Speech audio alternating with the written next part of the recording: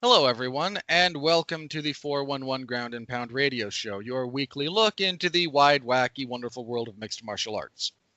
I'm your host, Robert Winfrey, and tonight we will be reviewing UFC 235 from last night.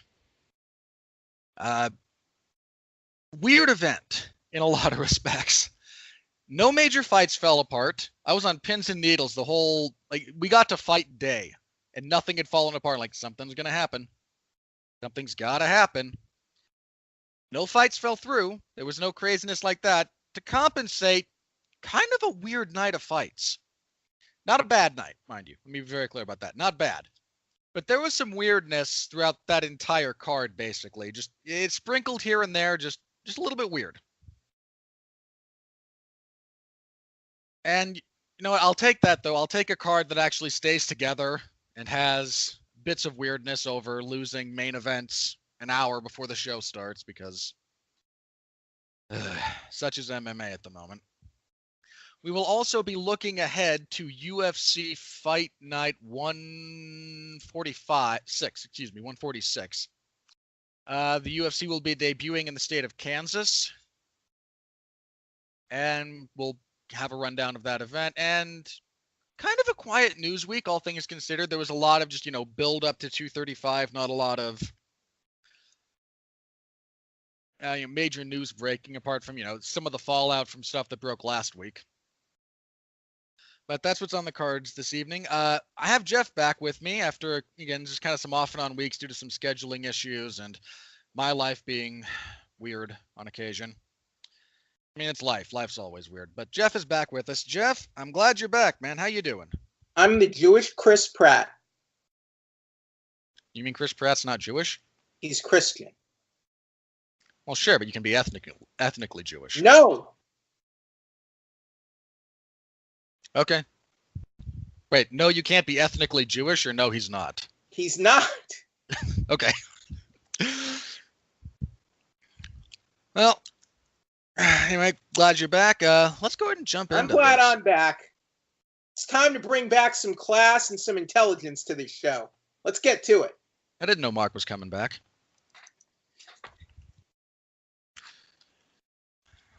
All right. UFC 235. If you wanted to really make me angry, you should have said Samir Khadi. My goal wasn't to make you angry. My goal is to make a joke. Okay. My goal right there was also to make a joke. That was a deep cut, though. Well, I'm of the opinion that jokes get funnier the more you explain them, so. Yeah.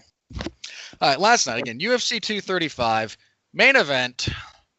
John Jones defeats Anthony Smith via unanimous decision, 48-44 across the board. Now, that seems like a weird scorecard. John was deducted 2 points in round 4 after he landed an illegal knee onto Anthony Smith. And, I mean, my heart just about stopped when that happened, because it would have been, like, again, this event, to that point, again, there'd been some oddness, there'd been some questionable referees' decisions, which we'll get to. There had been some just some incredibly stupid decisions by fighters, which we'll also get to. There had been some great finishes. I mean, we'd had a bit of everything, but nothing had really gone off the rails. And in that moment, despite your voodoo Cthulhu magic trying to curse the event.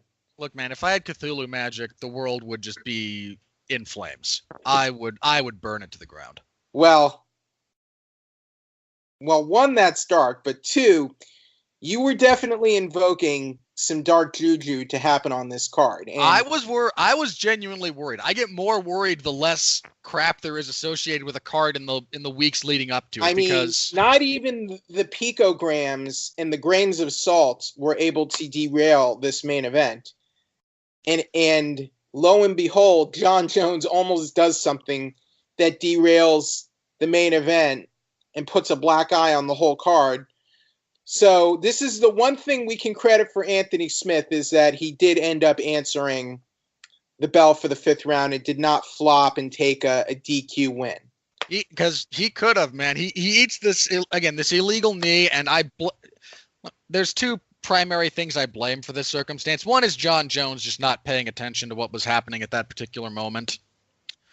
The other is the Nevada State Athletic Commission deciding to invoke our third set of rules that fights could be contested under. Which are not the same everywhere.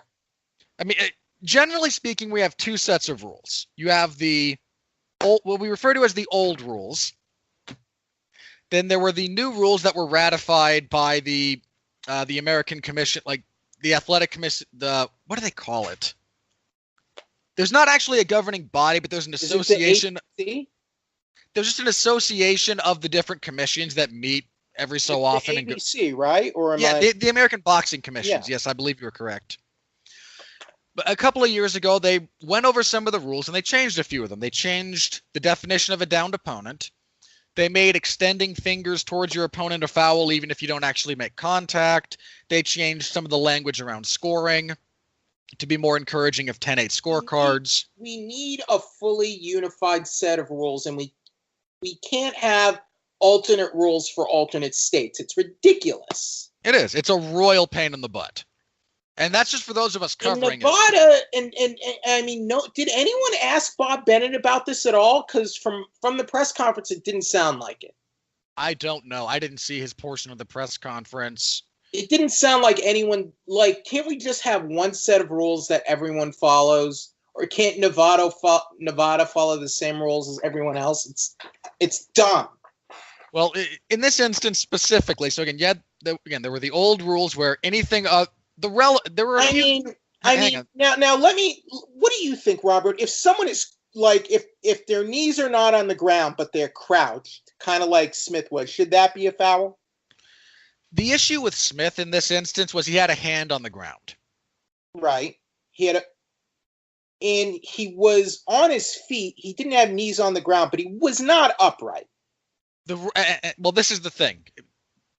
We have the old rules state that anything other than the soles of your feet touching the ground means you're a downed opponent. Literally anything but your feet. You could reach down and put your fingertips on the ground, and you can no longer be kicked or kneed in the head. The new rules state that you need both palms or fists to be flat on the mat to be considered downed, or if you have a knee down or if you're on your butt. Again, what if you have both palms but no knees? Then you're downed. If both feet and both palms or both fists are on the ground. Not my favorite, not how I would do it. Let me be clear, not how I would do it. But it's better than, hey, your fingertips are on the ground. You can no longer be kneed in the head. That's. What if you have a knee and one fingertip? No. If you have a knee down, you're downed. Period. Okay. I think it should be both knees and both hands. Anything else I think should be fair game. What do you think about that? I don't know. I mean, for me, if you have a knee down, I think you should be downed. Okay. But I think if you have anything else, well, let me rephrase. If you're on your butt or if you're on a knee, one or both, you should be considered a downed opponent. Anything else, so unless you meet those criteria, I think it's fair game. I think it should be fair game.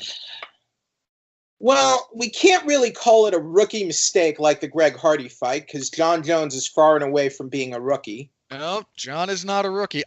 There's two things about there's a couple of things. One, do you think he's a dirty fighter and not necessarily with PEDs? I mean, do you think he does dirty things inside the octagon? Not especially, not more so than anyone else. Okay.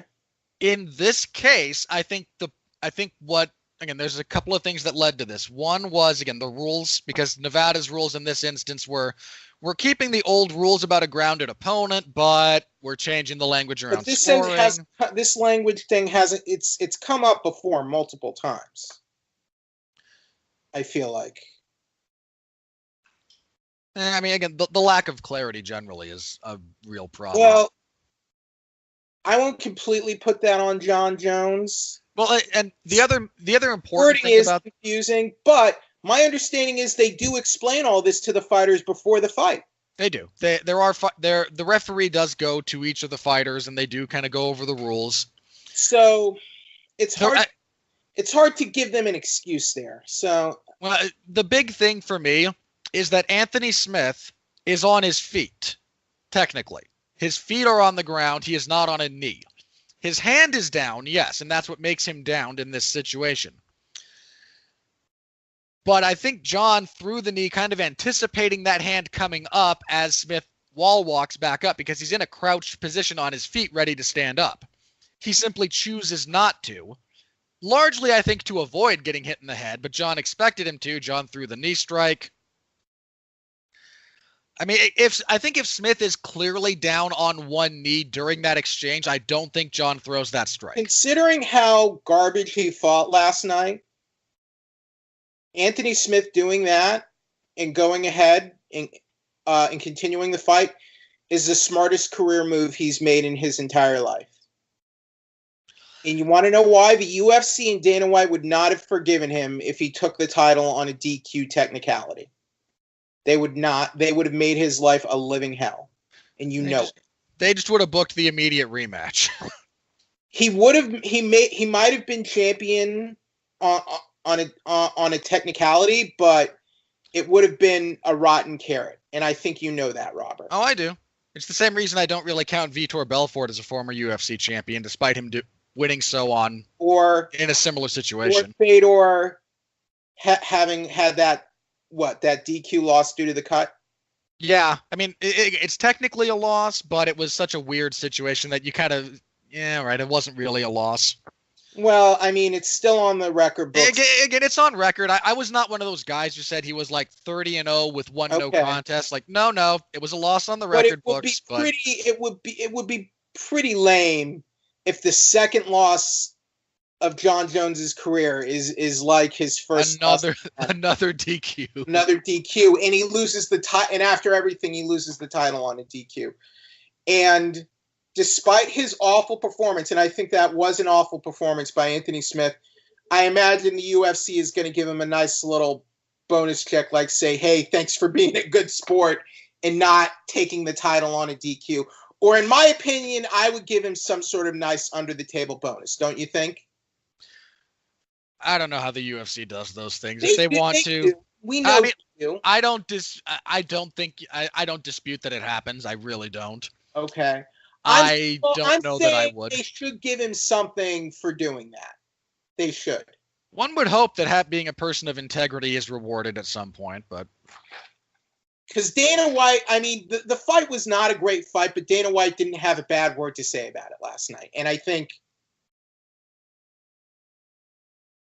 I'm thinking arguably he would have been champion. He would have gotten a rematch against Jones, but would anyone have been on his side if he took the title that way? I don't think so.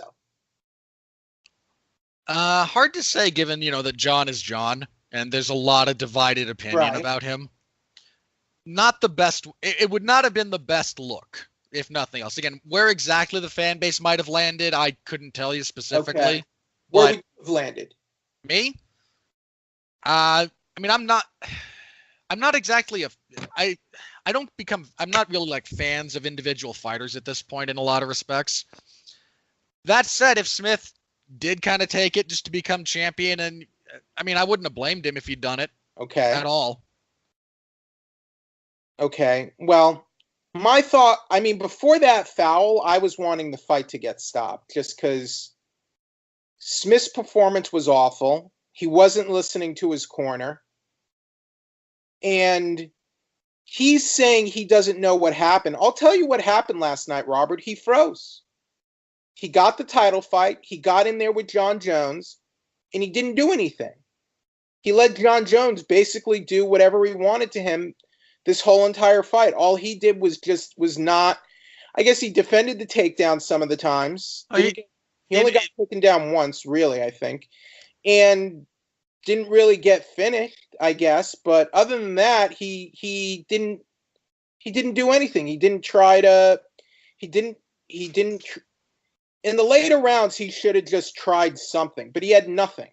He had nothing he could do. There's a couple of things about this. He mentally quit, and he was frozen just like when Darren Till got in there with Tyron Woodley. I think in Smith's case, he more quit physically than mentally. he looked mentally defeated the entire time. He never believed he could. Once he stepped in there against John Jones, he never believed he could win. There's two things that I think play into that. One is the body work of John, because that's just, I mean, it sucks to get pounded in the body like that. Is one of the most miserable experiences. Kicks in there, but he was still there. I mean, he didn't look tremendously tired each time he answered the bell. He didn't look gassed. He tended to, I won't say he gassed in the traditional sense of like unable to do anything gassed. Considering his size and frame, he didn't have his hands on his hips. He wasn't sucking wind. I don't feel like his gas tank was horrible. I've seen really bad gas tanks at heavyweight. I didn't really see that here. Considering he's a rather large fellow, he's got a big frame. I think the issue with him was more. It looked mental to me. I'm sorry. Some of it was just paralysis, because John is so good about overloading your brain that you wind up trying to think about what he's going to do. It looked like some of those bad Anderson Silva fights. It looked like Talis Latis and who else? Damian Maia. It looked like he was just butt scooting and taking a powder at the end. It looked like before everything leading up to the knee strike, the illegal knee, it looked like he wanted out of there. That's exactly how it looked. He did not want to be. He wanted to be back home, doing chores or laying down concrete. He did not want to be in a cage with John Jones. I mean, in fairness, being in a cage with John Jones is not where almost anyone that's wants what he to be. wants, but that's what he wanted. That's what he can't. He campaigned for this, and I was on his side for him to get it. And he didn't do a damn thing. All he did was show good sportsmanship by not taking the DQ. That's all he did last night. That's the one thing I can say positively about his performance. I can say a couple of other things positively about his performance, but they came with a pretty significant trade-off. Such as? Well, his takedown defense was significantly better than it has ever been in his entire career. Well, he was. I mean, he is a large. John Jones historically has trouble taking down taller opponents, right? Yeah, not really. Okay. I mean, Anthony Smith. For context, Anthony Smith gave up 2 takedowns in the fight with Volkan Oezdemir. Okay. Oezdemir is not 1/10 the cage wrestler that John Jones is. Okay. John struggled a lot more with that because Smith worked on it. Smith's grip fighting, especially in the clinch, this is a really nitpicky thing that I know no one cares about. Looked significant. It was really good, and it was really important to stifling John's offense in the clinch. Because normally when John gets you against the fence like he had Smith, he is destroying you to the body. John Jones had good offense in the clinch, though. He had the better offense. Oh, yes. He had the better offense between the two of them. But compare his offense here to, say, his offense in the Glover Teixeira fight. All right. It's one thing to stifle offense, but you have to be able to deliver offense of your own, and he didn't have... That's the counterpoint. Virtually none.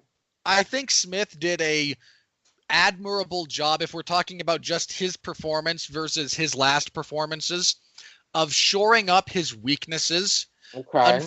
Unfortunately for him, in shoring up those weaknesses, he also diminished his strengths. He diminished what made him good. Look, this is why I make the Darren Till comparison. We saw that, like, Darren Till, it looked like he was so focused on defending that first takedown, he didn't know what else to do.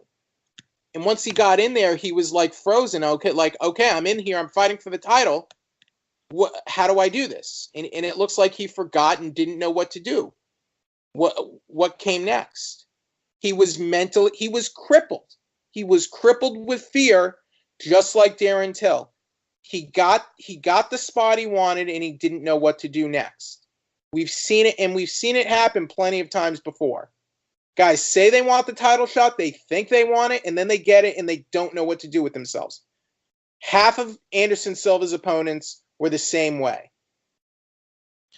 Yeah, and I think part of the other issue that one faces in this circumstance is you're not fighting. Okay. Let me. I mean, it's what, and we'll bring up. Anderson's a great example. There were people calling out Demetrius there, or John, and it's one thing to with any of those. I mean, George. Look how many people called out GSP when he was on top, and just when they got in there had nothing. You're dealing with guys who are also stepping in to fight unbelievably special fighters. It's not about really having nothing. We know these guys are capable of more, Robert. Anthony Smith is certainly capable of more. We've seen it. He didn't really do anything. I mean, He's capable of more against a lesser level of opposition. I don't know. And plenty of times we see lesser opposition winning fights they shouldn't win. Sure. Happened on this card. Happened against Matt Serra versus GSP. I mean, some guys. It's a faulty notion, Robert. Anyone can beat anyone on any given night, and that's a fact. I'm sorry. It's a largely inflated fact. It's a fact that ignores a lot of other facts. As Brian Stan says, you don't have to be the best. You just have to be better on that night. That is very true. That really matters. And look, one night we almost saw Vitor Belfort break John Jones's arm. Yep. He was within an eyelash of becoming the light heavyweight champion, and it didn't happen. But hey, Vitor almost knocked out Chris Weidman. Even back then, I didn't consider Vitor a better fighter than John Jones. I'm sorry. He's not. No version of Vitor has ever been anywhere near as good as John since he became champion. My point is Anthony Smith was he mentally shrunk last night, and he froze, and he was crippled with fear from fighting one of the greatest fighters ever. And he didn't know what to do with himself. No, he was entirely too concerned with defending himself from John than with getting his own offense. So was Darren Till against Tyron Woodley. And I'm not sure that's what happened with Till. Talis Latis against Anderson Silva and his little butt scoot routine. Talis actually won rounds though. No, he didn't. Yes, he did. Yeah, that's like saying Patrick Cote won rounds against Anderson. No, Talis clearly won rounds. What round did he win? He had Silva mounted. I remember that fight. Are you sure? 100%. I don't remember. He mounted Anderson Silva for a non-trivial period of time.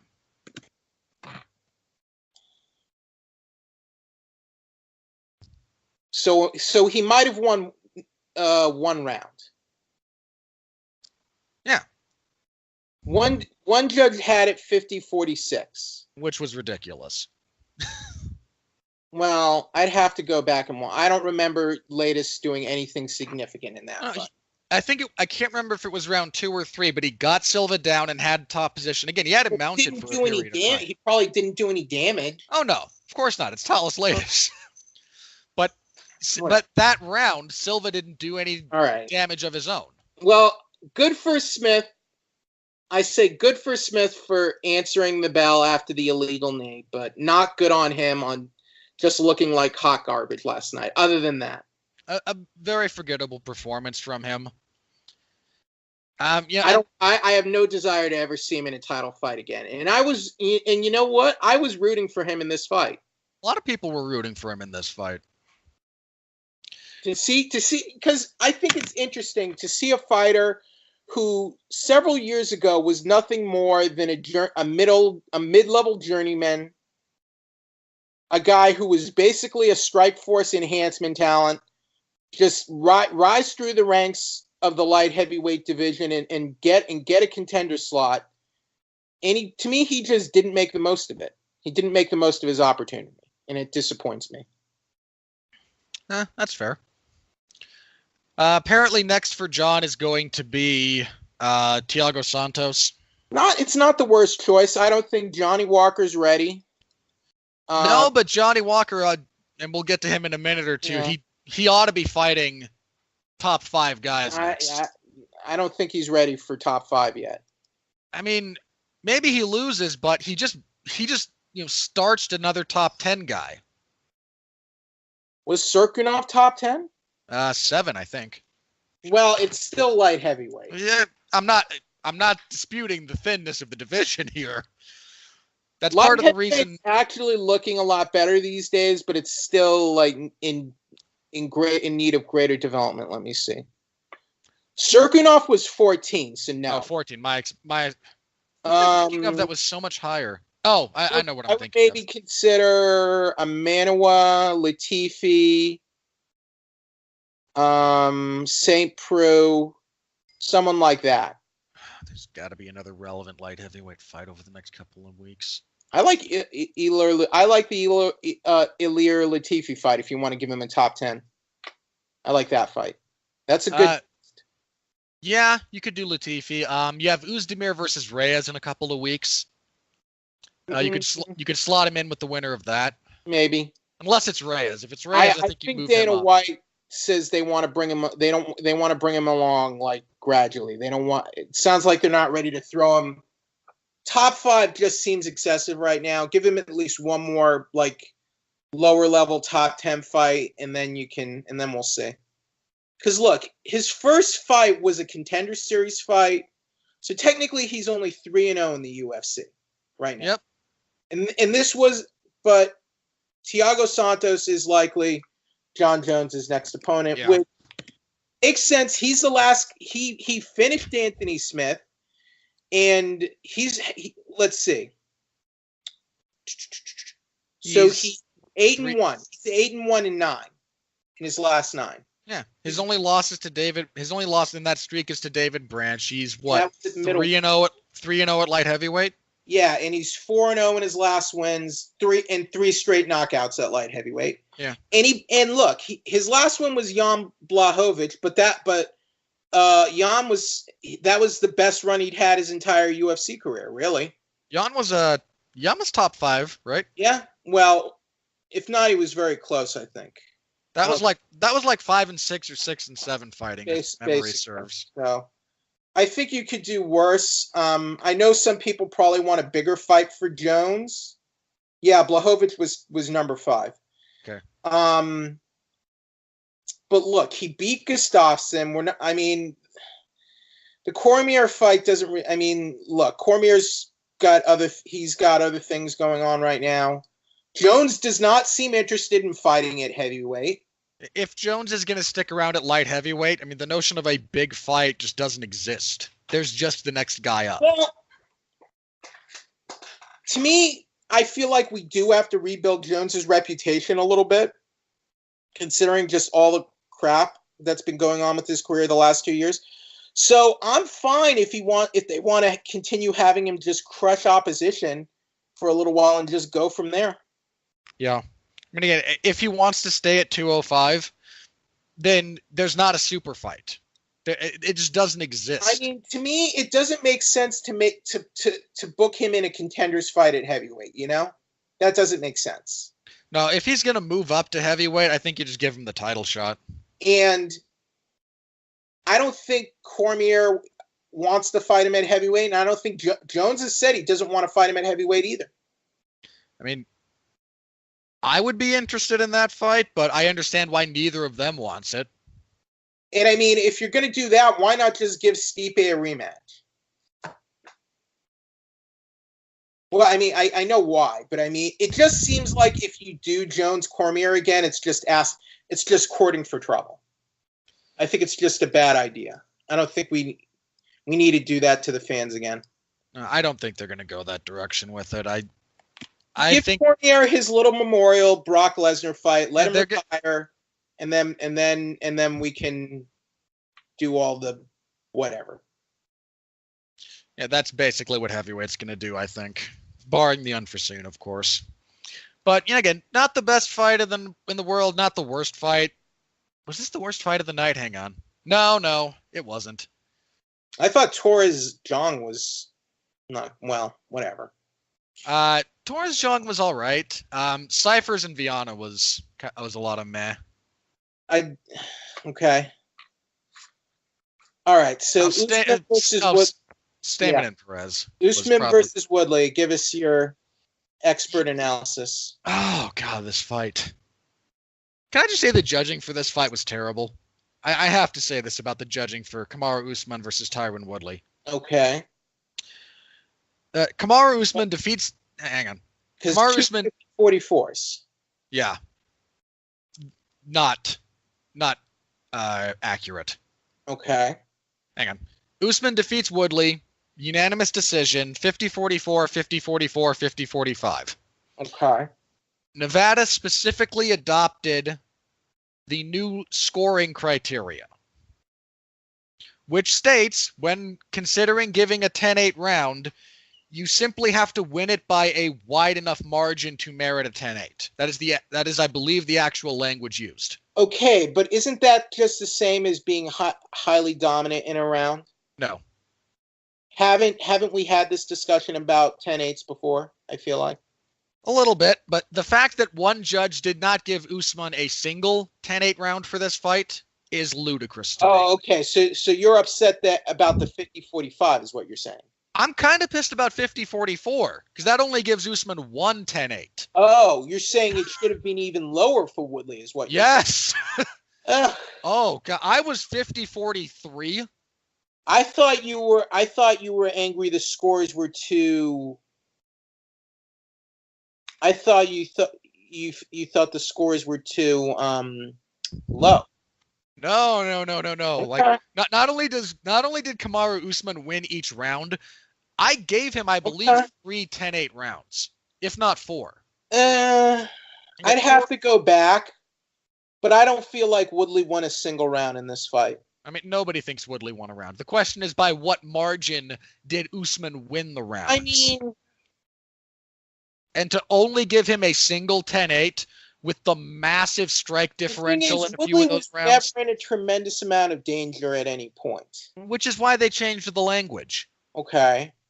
It's in this instance, it's to me, you can still get a 10-8 if you're incredibly dominant.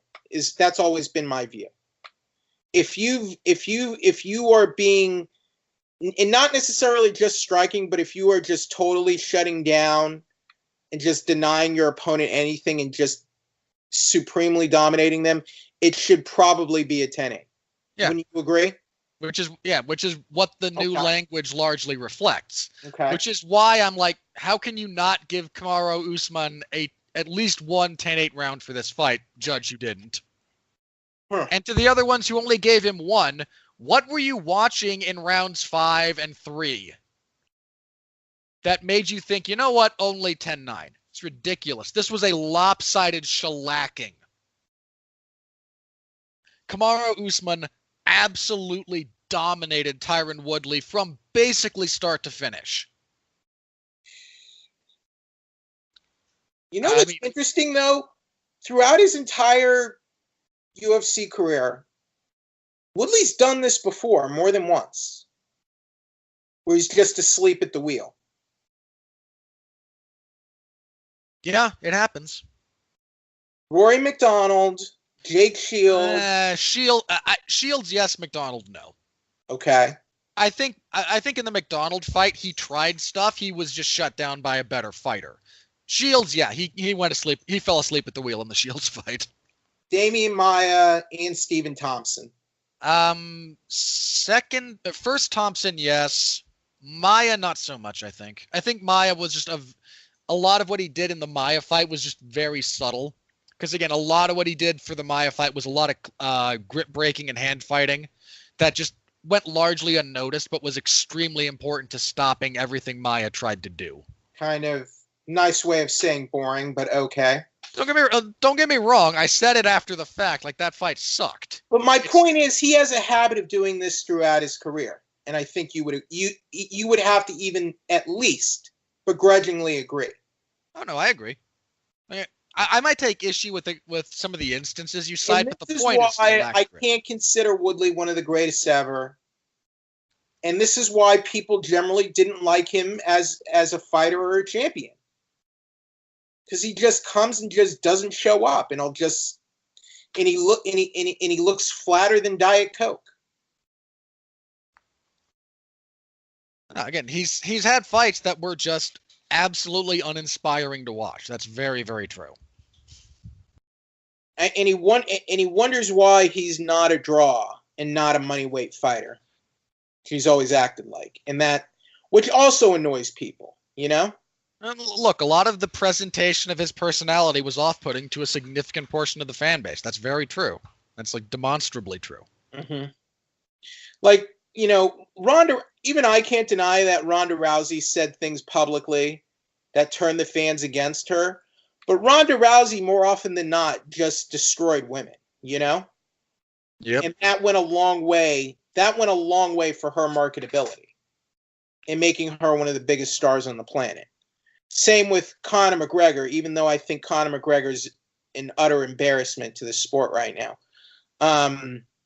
You know, it's not just talking the talk to me. It's just kind of giving a championship performance, which I think the only two times Woodley truly did that was against Lawler and Darren Till. But Darren Till was not at that level when he took that fight. I'm sorry, and he should not have been in there. Usman, I think, is going to hold this title I think he's going to hold it longer than Woodley. If Usman gets past his first two title defenses, I think he's in for a long reign. Those first two are going to be rather critical for him, though. Because here are his next possible opponents right now. Colby Covington. That seems to be the way they're going. I think Brett Okamoto was the one who reported that that's what they're looking at, which I favor, and that's a fight I favor Usman. I highly favor Usman in that fight. Darren Till, George Masvidal. I favor Usman highly against both those opponents. Wouldn't you agree?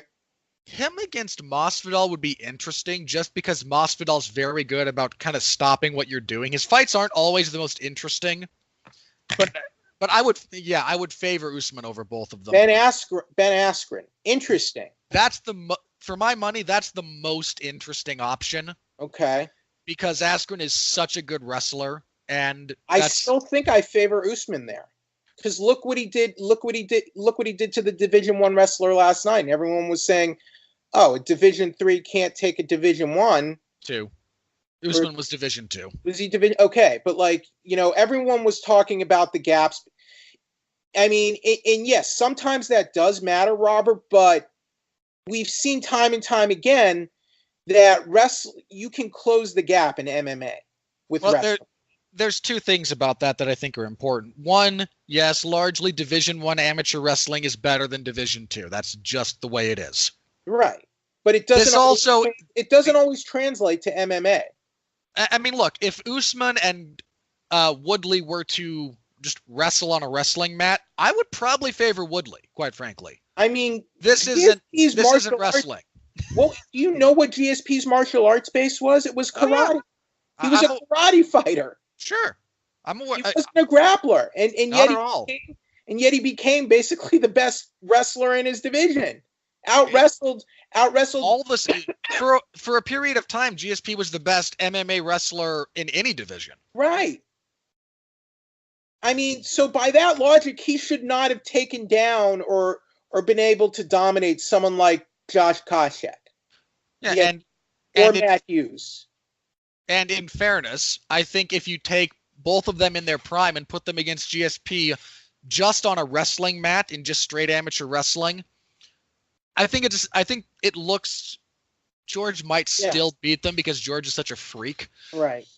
But it looks very, very different. Right. I'm just saying Askren does have he does have a very high level grappling game. And that would, I think, make the fight interesting. But honestly, just right now, looking at how they match up, I would still favor Usman. I would probably give Usman a slight edge. I mean, Usman has more documented power in his punches. And Lawler? I still get even against Lawler. I still give the edge to Usman, and I'll tell you why.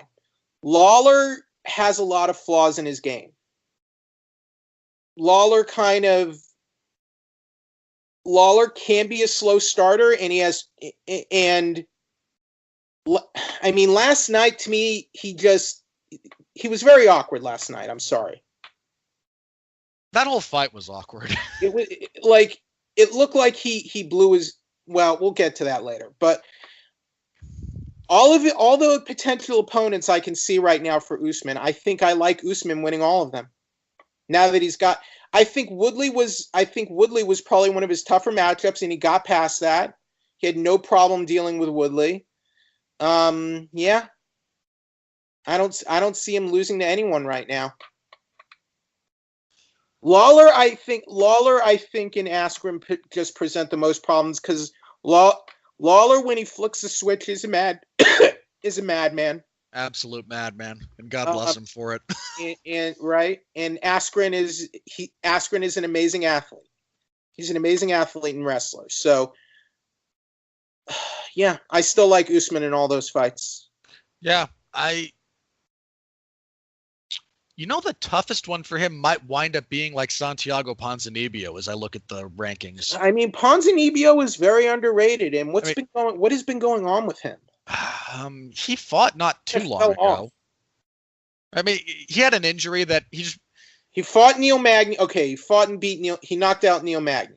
Yeah, that was the last time. That was okay. So that was November. Yeah, so he just had a period of inactivity, and other guys kind of rose more to prominence than he did. That was his first fight in a year. Yeah, I think he had an injury that he wound up rehabbing. He was supposed to fight Usman. Yeah, they were scheduled for the. Was that the Argentina or the Chile card? He beat Magny in Argentina. Okay, so it was Chile because Damian Maia subbed for Ponzinibbio and Usman beat him. Okay, yeah. So Ponzinibbio is very underrated. And Ponzinibbio's got good power and good counter wrestling. But I would still pick Usman in that fight. Like I would pick Usman. I think I would too. Again, I'm looking at the rankings and I'm seeing who else might pose an interesting problem, and I think Ponzinibbio is the next one that's again interesting. After that, it's a lot of guys that need more experience at the highest level. I mean, I like Capoeira, Elizeu Zaleski dos Santos, because he's another kind of madman. I like Leon Edwards, but he needs more seasoning too. He's got a fight coming up at the London card. He's fighting. Who's he fighting? But he's like an up and comer. That's gonna bother me now. I have to look it up. He's fighting Nelson. He's fighting Gunnar Nelson. Yeah, that's an interesting fight. Yeah, that whole London card. And I like Nelson, and I've liked Nelson for a long time. I'm just not sure if he's ever going to get back to that contender level. Yeah. Again, like Usman is primed for a significant reign if he gets by the next. I think if he gets over the next two, and I don't care who. It almost doesn't matter who they are. Those first two title defenses are usually the toughest. If you get over those first two, you tend to be in for a little bit. Is this Norwegian wave? What did I say? Niger. I'm sorry. I was thinking about Gunnar Nelson. Nigerian. It's Icelandic anyway, not Norwegian. Is this I'm sorry I said that. Okay. Is this Nigerian wave a real thing, you think? I think there's a significant... Anytime you get a new market kind of opening up, you get a lot of... Especially... I hate to say it this way because it sounds almost demeaning, but especially when you open up markets that are developing nations... Mm-hmm. The history of people making a living fighting... inherently appeals that is a profession inherently appeals to the poor, because if you're rich, why would you fight? No, I mean, I think it's a legitimate point, because I think it's the same for Brazil too, because a lot of good fighters just came out of poverty, came out of the slums in the favela. I mean, Anderson Silva, I think, was one. Vanderlei Silva. I mean, the whole Shootbox Academy. Right. A lot of the Novo. I mean, Jose Aldo, for God's sake. I think the exceptions are like a Damian Maia or a Shogun, who I think came from like a higher I'd have to double check, Like a high- Shogun, but yeah, Like I think they came from more well-off families. Is what I'm not trying to demean or insult like people's like upbringing. But this no, is again, reality. this is just an observable fact. You get any group, and previously, if you look like the history of boxing in America, it actually started with like the great Jewish boxers, Right. and then the Irish, and then it just appeals to a lot of the people who don't have a whole lot of other opportunities presented to them. So if you get places like, Nigeria or there's a bunch of great Filipino boxers for a lot of the same reason. Right. When you get these markets opening up and you start getting guys who have the aptitude and who get the training, you're going to get, kind of waves like this of different, groups. I'm not ready to call a whole Nigerian wave necessarily, but you've got Usman's in a prime position to kind of inspire that type of movement. Well, if nothing else. Well, I mean, technically, Adesanya, I don't think he was raised in Nigeria, though he's Nigerian born. Yeah, he was born in Nigeria but raised in New Zealand. Right. He's fighting for the interim title next, but I like his chances. I think it depends on how Adesanya pans out, I think. And I think if he wins, then people are going to be talking about it a lot more. That's true. If you get two of them in what, like a 3-month span of time, you get two of them that do that, that's a big deal. The Adesanya fights in 6 weeks, so less than 2 months. So yeah, within that would be a big thing. That would be a really big thing. But yeah, I'm looking forward to what Usman does next. Again, they seem to be leaning towards Colby. And you know what? Go for it. I'm okay with that fight. I really am. I mean, I think you might as well, just because Woodley lost. And I mean, I laughed a little bit when Woodley said I'd like to run it back. I mean, look, I genuinely think Woodley is probably the second best welterweight ever. And I don't want to get it. I don't want to debate the point. I mean, but there's no basis for giving him an immediate rematch after this fight. Second best welterweight ever is Matt Hughes. It's not. No, it's not Matt. Yes. Yeah, I don't think it's Matt Hughes. Matt Hughes. Matt Hughes never beat anyone on anything approaching the level of opposition that Woodley faced. GSP, BJ Penn. He beat young GSP. Not to diminish it. Okay. After he lost a round. One of his only 2 losses in his career. Yes. Okay. And then he lost 2.5, and then he lost 2 rounds to BJ Penn, and then BJ gassed and he beat him. Yeah. Those are the only quality wins. A former UFC and a former 2-divisional UFC champion. Yeah. 2-divisional champion. Sure. And everyone that Tyron Woodley has beaten. Everyone that Tyron Woodley beat in his title reign was better than everyone Matt Hughes beat. Erroneous. Darren Till. No. Darren Till would absolutely destroy at least 3 of the people that Matt Hughes defended. You really think Sean Shirk has a chance in hell of beating Darren Till? Yeah.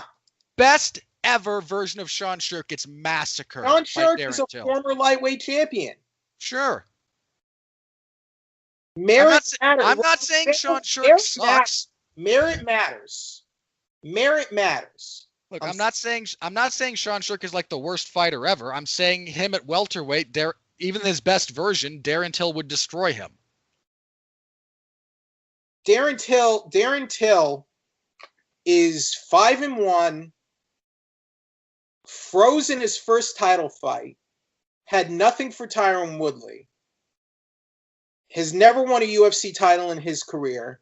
Sean Shirk is a UFC champion, so I call erroneous. Yeah, and if we were talking about lightweight, I wouldn't be making the point. We're talking about welterweight. Look at Sean Shirk's. It's Matt Hughes. It's Matt Hughes. It's not Matt Hughes. Matt Hughes had more. Ridiculous. Matt Hughes had more engaging fights. I will absolutely give you that. 100%. Carlos Newton. No, really? Yeah. You're gonna bring up Carlos Newton? Frank Trigg. Was Frank Trigg was not champ? No. So, sorry. Hang on. I I'm completely talking about opponents. You're talking about GSP. opponents. GSP, Frank Trigg, BJ Penn. Frank Trigg never beat anyone who was any good. Sean Shirk. John Shirk was Frank Trigg beat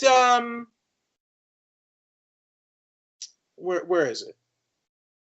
He beat Kazuo Musaki when he was like top 10 in the world. Musaki was a blown up lightweight. So he still beat him. Musaki was coming off a win over Dan Henderson. Yeah. Look, I'm not. So that put him high up in the rankings, and Frank Trigg beat him. He dominated him. Am I confusing Misaki with someone else? You're saying.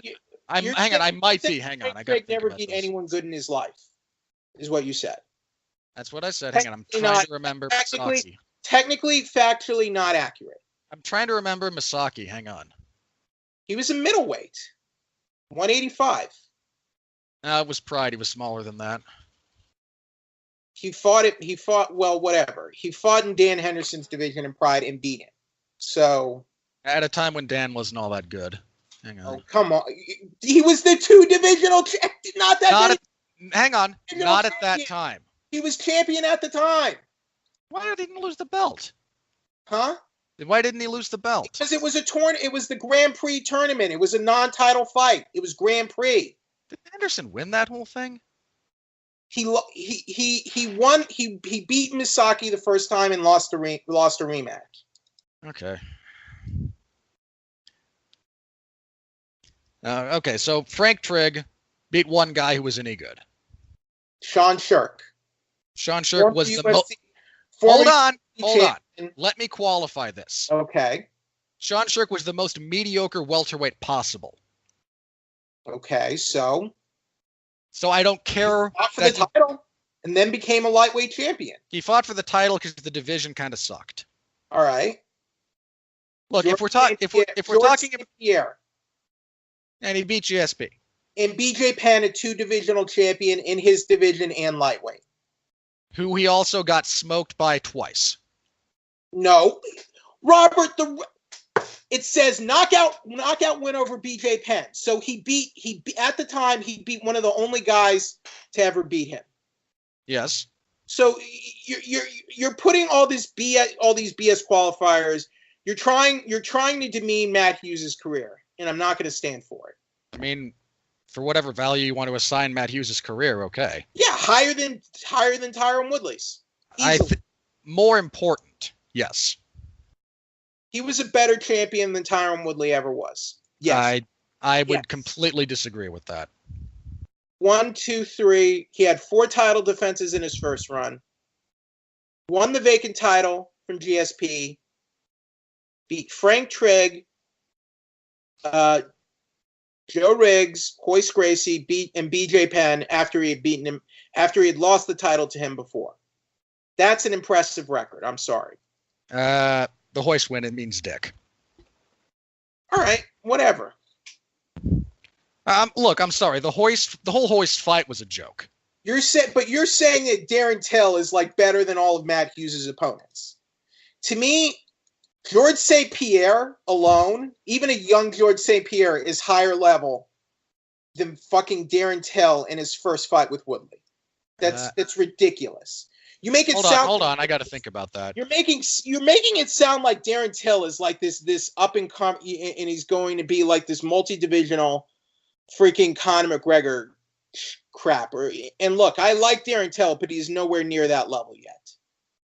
Hang on, I got to think about the BS qualifier. No, hang on. You brought up a valid point. Let me think about GSP, where he was in his first title fight against Hughes versus where Till was in his first title fight against Woodley. All right, let's go back and look. First fight against Hughes. 1, 2, 3, 4. He was 4 and he was hadn't lost ever. He had what, 4 fights in the UFC. 7-0. He was 7-0, 2-0 in the UFC.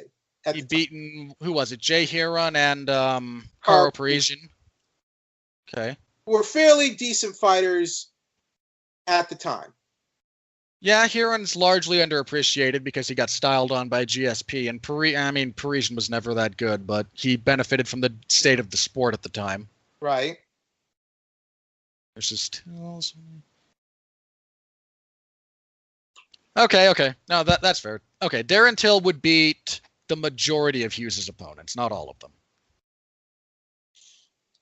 Honestly, I don't know. Would he be? Honestly, would he have even beaten Frank Trigg? I'm not sure. Yes. I don't think so. 100% yes. Frank Trigg was a unidimensional fighter with no gas tank. Tyron Woodley was the first time we saw Darren Till fight a wrestler, and he froze like a deer in the headlights. So yeah, and so Tyron's also an exceptional wrestler with very, very heavy punching power. Frank Trigg is an exceptional wrestler. Frank Trigg was an average wrestler. He was a good wrestler. He was an average wrestler at a time when most people in MMA didn't know how to actually wrestle. What was his wrestling background? I mean, he wrestled in college. He just was mediocre.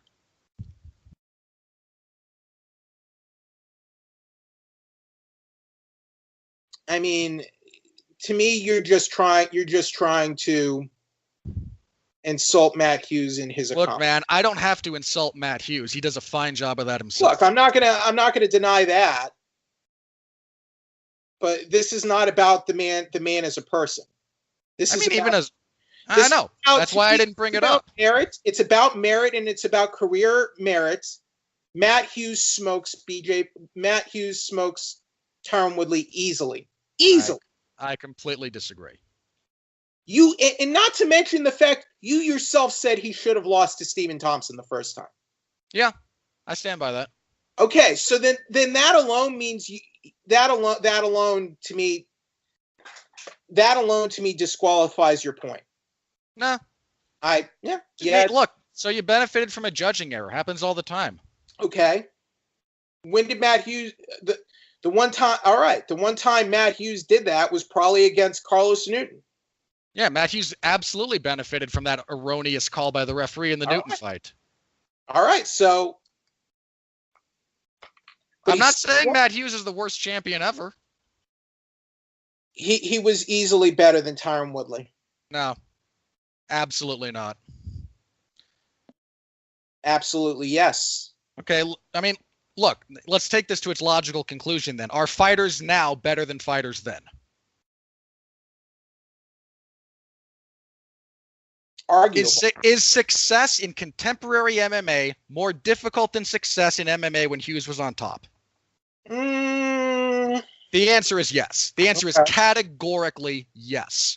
Consequently, achieving high success in MMA now makes you better than everyone who came before you. Okay. My point is he only has 3 title fights he actually won after he won the title.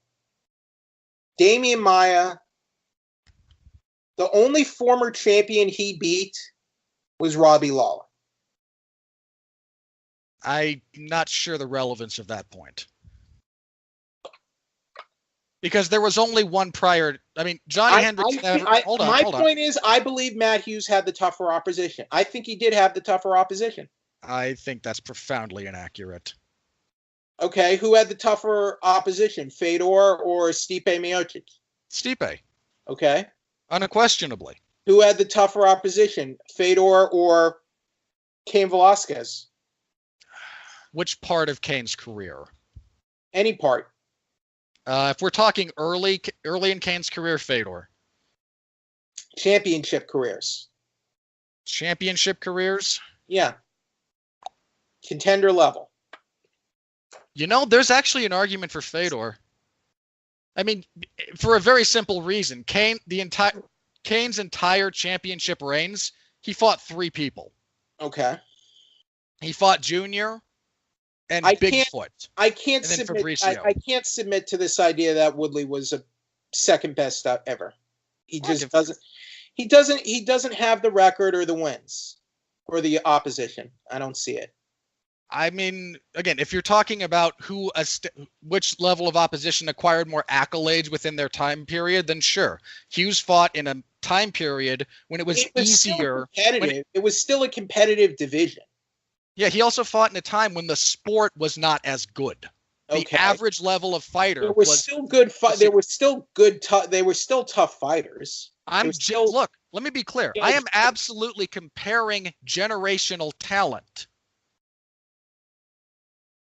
I'm saying, I mean, here's what I'm saying though.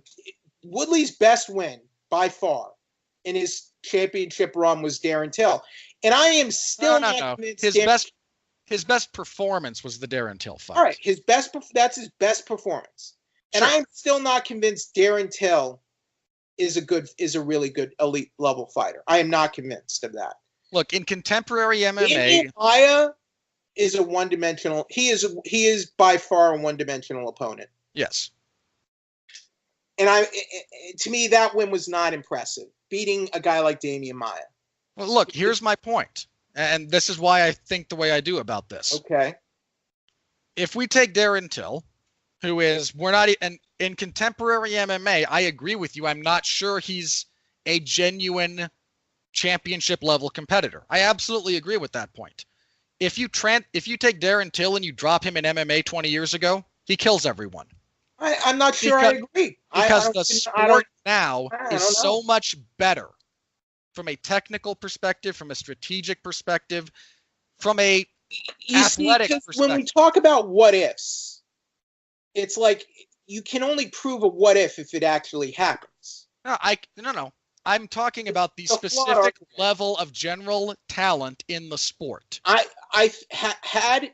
Woodley, had he looked better against Usman and won this fight, I think maybe you can make an argument.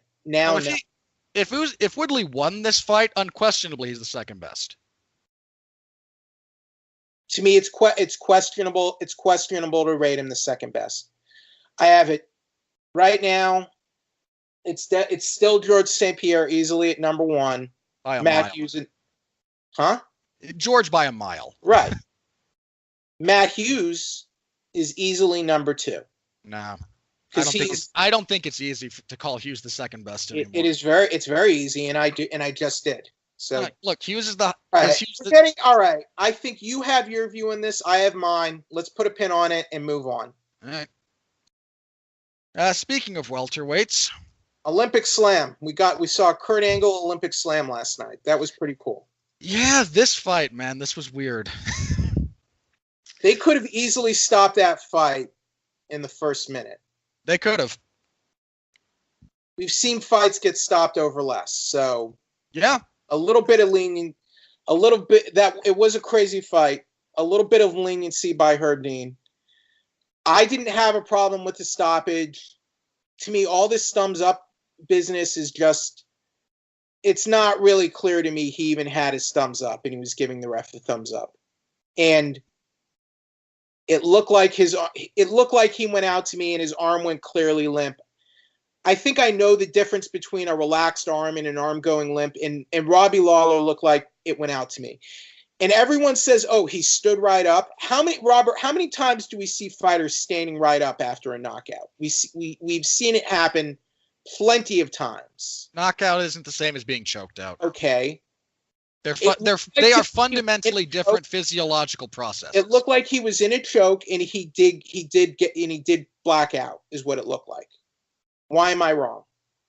Well, hang on. First of all, as far as the action goes, Ben Askren wins via technical submission, 3:20 of the first round.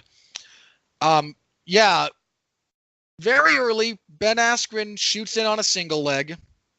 Kind of gets Lawler down. Lawler gets back up. Askren spins around behind him. Lawler, because he is a madman, reaches around, hooks one of the legs, and as Jeff mentioned, does a very... like if a Japanese professional wrestler did the angle slam, this is what it would look like. It's high up and it comes down at a very steep angle onto like the back of the head and the neck. Right. Badly stuns Ben Askren. Lawler tries to swarm him. Askren, and this could have been stopped during that flurry, and I don't know too many people that would have complained. Askren somehow recovers, does enough to show the ref he's still there. The ref decides to let it go. He forces another clinch. He gets around kind of behind Lawler.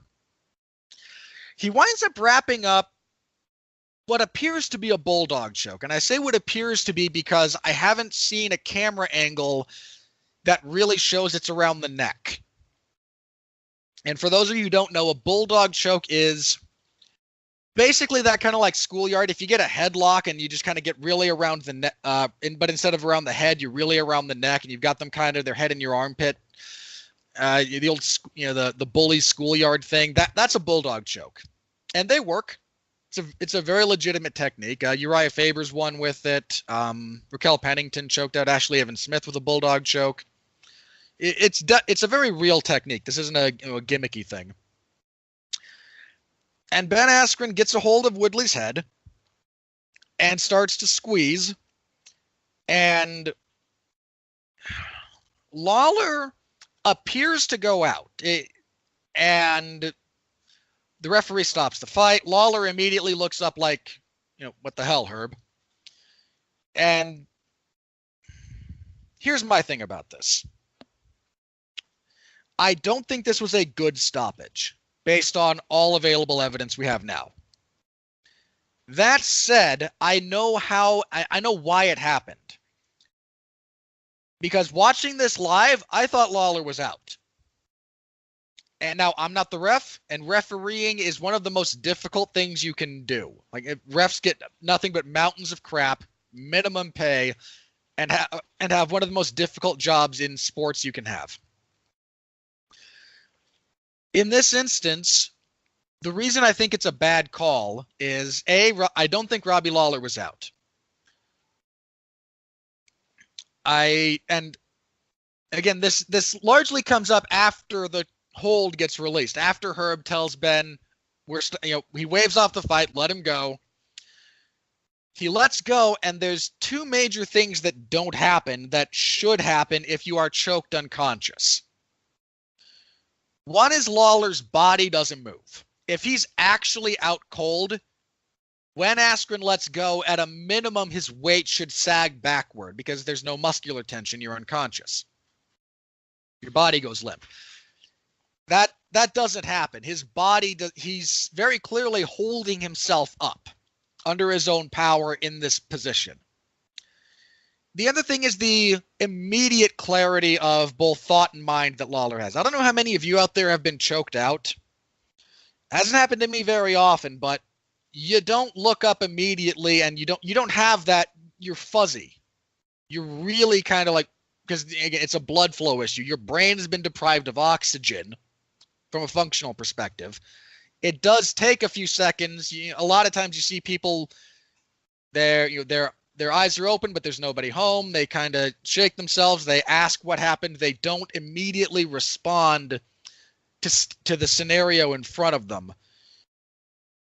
Now, again, that being said, I'm not sure that if I'm in Herb's place, I don't do exactly what Herb Dean did. And that doesn't make it a good call, because I do think this was a bad stoppage. But I know why it happened the way it happened largely. And much as it sucks, and it really does, in a lot of respects, especially if you're Robbie Lawler, I look at the situation and I know, and I'm not, there's other situations when I've yelled at referees about stoppages or non-stoppages that I look at those and I go, clearly anyone with a functional brain in this scenario does not do what you do, ref. Here, I'm not sure that's clear. Herb reaches out to check Lawler's arm. Now, relaxing parts of your body, especially when you're being choked, is something you do. Part of, if you want to escalate the how fast you get choked out, increase your heart rate. See what that does for you when you're being choked. It makes it go faster. You want to escalate your heart rate? Tense your muscles. 100%, just the act of flexing increases your heart rate. It's actually one of the tenets of, I think, DDP yoga. is that you do a lot of stuff with full muscular tension because your heart rate goes up. You're just demanding more blood flow to your body. So if you're being choked, generally, but you're in a good spot to defend and you want to let your opponent burn their arms out, you relax. It's what you do. It's a genuine strategic decision to make. When Herb reaches and feels the arm, while the arm is, based on what I can see, now maybe Herb felt something that I didn't feel. Again, I'm not the one in there shaking Robbie's arm. I'm watching his arm being shaken. It doesn't go that limp. There's a fair amount of still kind of tension there, and there's an angle on the replay that I believe shows Robbie giving a thumbs up, like, no, I'm still here, I'm still good, that Herb either didn't see or chose to disregard. Now, if the referee sees it and chooses to disregard it based on the circumstance, fair play. I think thumbs up when you're being punched are pointless because that's not a very relevant standard. Again, the standard is intelligent defense. The fact that you're still conscious is not always of the greatest consideration. When you're being choked, by contrast, it's a really good way to show, nope, I'm still here, I'm good. If the referee sees that, if you give the thumbs up and then you pass out anyway, I mean, fine. And maybe that's what it looked like happened. Again, I don't, again, bad stoppage, but under the circumstances, understandable, given how things have transpired. Credit to Ben Askren for surviving that first onslaught, because that is, I mean, the fact that he was able to even mount the offensive, whatever you think about the stoppage, that he came back from being dumped on his head and punched in the face by Robbie Lawler for as long as he was, is incredible. Credit to Lawler for not starting slow. Dude came out and looked to fight, and then, had the, and again, sucks for Robbie. I also want to give Lawler credit for, if you watch just him after the stoppage, he looks at Herb and kind of goes, what, WTF? And then instead of getting, I mean, like snapping your fingers almost, he goes from angry about the situation to, well, all right, that happens. I'm not going to get mad at Herb. And Miesha Tate says her fight against Kat Zingano was a bad stoppage and says she wasn't done. I know. And I tend to, for me, that carries less weight when you're being struck as opposed to when you're in a submission hold. I mean, look, the number of fighters who will actually own a stoppage, like unless they're genuinely unconscious, is very, very small. I mean, Jose Aldo and as from one, Robbie Lawler was submitted. Yeah, that is again, this was a technical submission, but that's why technical submission as a term exists.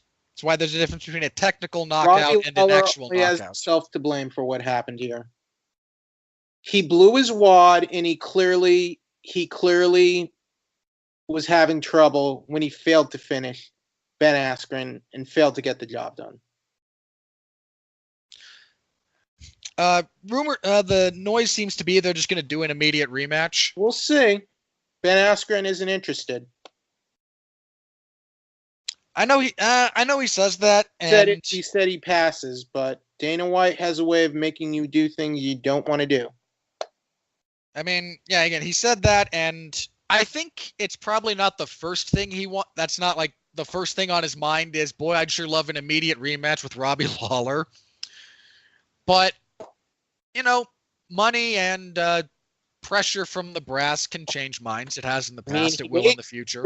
He made disclosed $350,000 last night. I mean, that's a lot of money. I mean, I would say that's not chump change considering. Not at all. Rare. That's more than $250,000. Before taxes and other fees, but yeah. I mean, everyone has that, Yeah.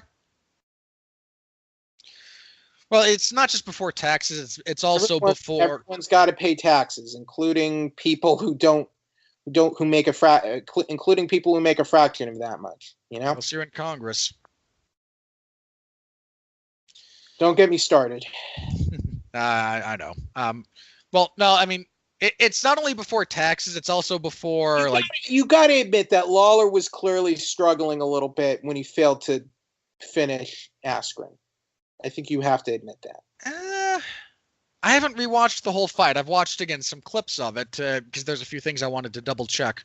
It looked like he was starting to gas to me. I mean, I'll put it like this.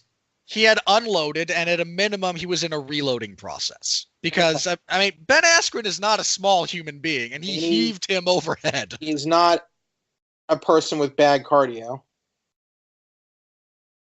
No. Ben Askren can fight, a long time. Ben Askren says he wants to fight the Masvidal versus Darren Till winner. I mean, I'm down for that fight. I'm down for if they can make the rematch the immediate rematch, I can live with it.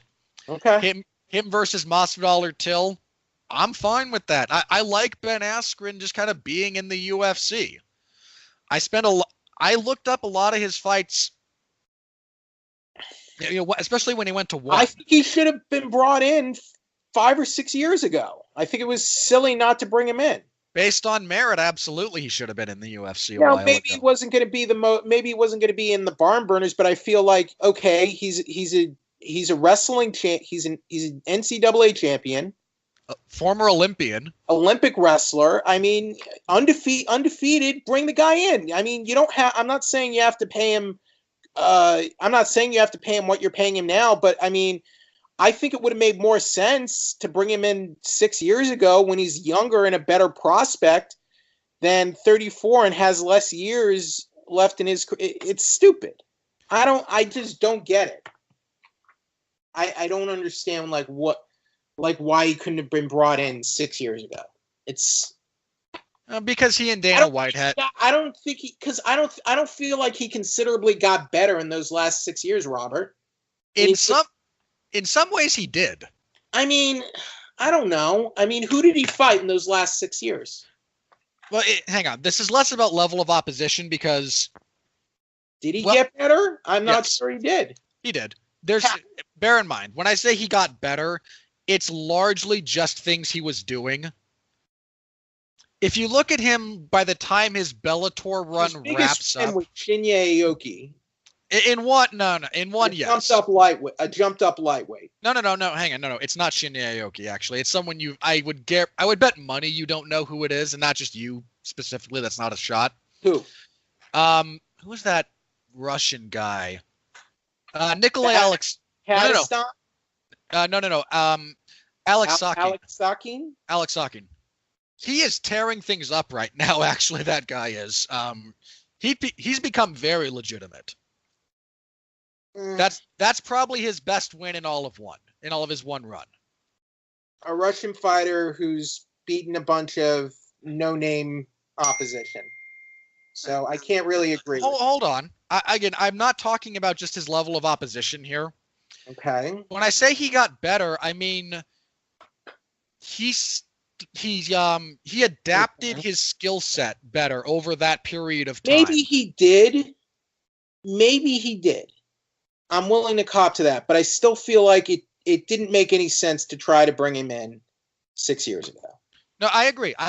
When he left Bellator, I wanted him in the UFC, and I'm one of those guys I rolled my eyes at a few of his other fights. I'm not gonna lie, I didn't know as much then as I do didn't really like his fights either, but I think he was deserving of the opportunity, just the opportunity, at least one fight.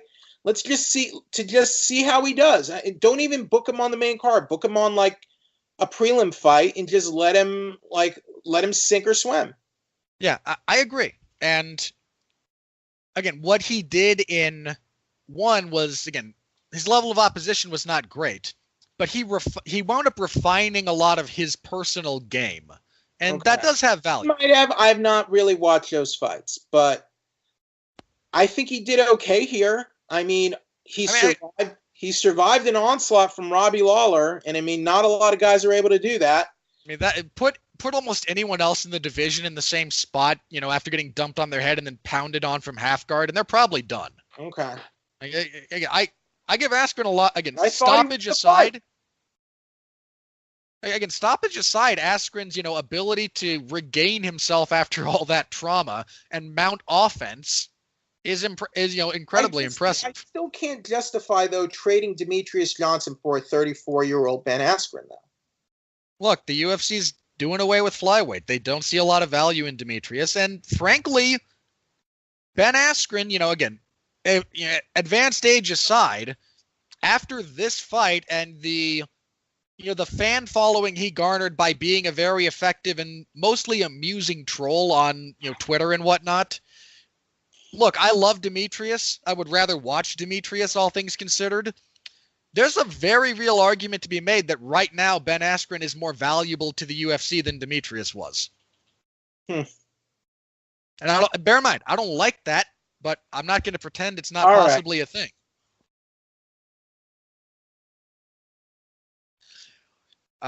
Again, I'm fine with either of those for Ben Askren. I mean, just Ben Askren versus, anyone in that division I am interested in. I like watching Ben Askren fights. Sure. And I know that, again, there's a lot of people that don't, and fair play.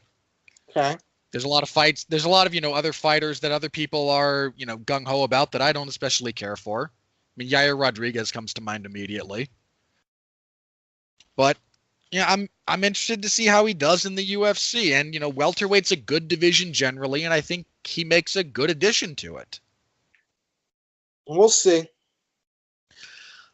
I don't know. Again, like Lawler wants a rematch. I mean, I'm down with, Robbie Lawler fighting whoever. Robbie's always good for a largely entertaining fight. But, man, Lawler's, how old is he? I mean, because Lawler's 36, man. Jeez. And he's older than Askren, and he has more miles on his body than Askren does. And we better enjoy the insanity of Robbie Lawler for as long as we can, because I don't think we're going to have him around the UFC too much longer. I mean, he's not as broken down as other fighters, some other fighters on this card, but dude just came off a significant layoff due to an ACL injury, and he's on his first losing streak since his return to the UFC. I mean, whatever you think about the stoppage aside, that's kind of a rough spot for him. All right, moving on, we had Weili Zhang defeating Tisha Torres via unanimous decision, 129-28 and 230-27s. I kind of like Zhang. I mean, the fact that she armbarred Jessica Aguilar the way she did was impressive. And here she basically did to Tisha what Tisha normally does to other people. I'm not saying you should, put Zhang into the title picture right now. I still think she might be a little bit unrefined for that. But I think she's definitely a good addition to the division at this point. She's 3-0 in the UFC. She's beaten a steadily increasing level of opposition. She's on a 19-fight winning streak overall. I mean, this fight wasn't gangbusters or anything, but Zhang's, a pretty solid all-around fighter, all things considered. I know you'd mentioned you weren't especially impressed with this fight, Jeff, but do you have anything you wanted to bring up about it? Nope. All right, and kicking off the main card, this fight. I'm so torn about this fight because on the one hand, it was wildly entertaining. On the other, it was profoundly frustrating. Pedro Munoz defeats Cody Garbrandt via knockout, 4:52 of the first round. This fight was pretty wild. I mean, for 3.5 minutes or so, it's largely Cody Garbrandt dictating the pace. It's him landing pretty good punches, moving in and out. Munoz's offense is largely relegated to leg kicks, and in fairness, they were good leg kicks. I'm not going to bury the guy. Then Pedro kind of shoots on a double leg, or he just ducks in while crashing distance, and as he and Cody just smack heads. His head winds up coming up under Cody's chin, I seem to recall.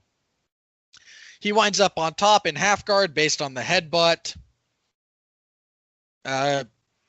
He gets back up, but after that, Cody stops actually fighting like anything resembling an intelligent human being. Just bull rushes forward. Not the first time he's done that. Not the first time he's done that. just bull rushes forward, swinging hooks. He and Pedro Munoz go full-blown roadhouse, rock'em sock'em robots, whatever metaphor you want to use here. Is Whatever Cody works for you. Garbrandt a one-hit wonder? Oh, God. Cody Garbrandt is now in the discussion for in 3 different discussions that you never want to be in. How does he dominate Dominic Cruz and then just he goes from one of the most sublime performances. Yeah. Because that fight against Cruz is one of the most beautiful things you will ever see. It's not really a fluky win. No, just complete. Yeah, that's not, again, flukes tend to be stoppage related. He won at a minimum 4 rounds of that fight, and one of them was a 10-8. That's not a fluke. That was, again, one of the most sublime fights you'll ever see. Then has a great 5 minutes against TJ. I don't think TJ landed anything of relevance the entire first round of their first fight. That was, a great first round. And then just the wheels fall off. But you now have to put Cody Garbrandt into 3 different negative discussions. One is one-hit wonder. Because I think, again, he's still young. There's still time for things to change. But right now, he's in that discussion. 2 is propensity for dumb decision-making. I mean, the only guy I can think of off the top of my head who has as consistently made as bad decisions as Cody has made is Chris Weidman. Weidman, who has lost at least... Weidman at least had 3 title defenses, though. Yeah, Weidman had a couple of title defenses, which brings me to the other category Cody Garbrandt might occupy. The thing is, I don't think you can make Weidman number 1 because he was champion and defended it 3 times. Hold on. You can make the argument for Weidman because we're not talking about overall success. Okay, it's just your ability to make stupid decisions. Okay. And Weidman, again, the wheel kick against Rockhold, one of the dumbest things I've ever seen. The second and third rounds of the Yoel Romero fight, he just stops doing everything that he did in the first round that was leading him to success. And ditto the Jacare fight where he wins the first round and then just in the second and third stops doing what he was having success with. I mean, this is just shockingly bad decision-making. But again, the third category that Cody now occupies, potentially, is, and I don't think he's, at the top of this list, mind you, but he's on this list at this moment in time, precipitous downfalls after winning the title. Now, again, he's not Renan Barão and he's not Johnny Hendricks. But he might be in another couple of years, depending on what he does after this.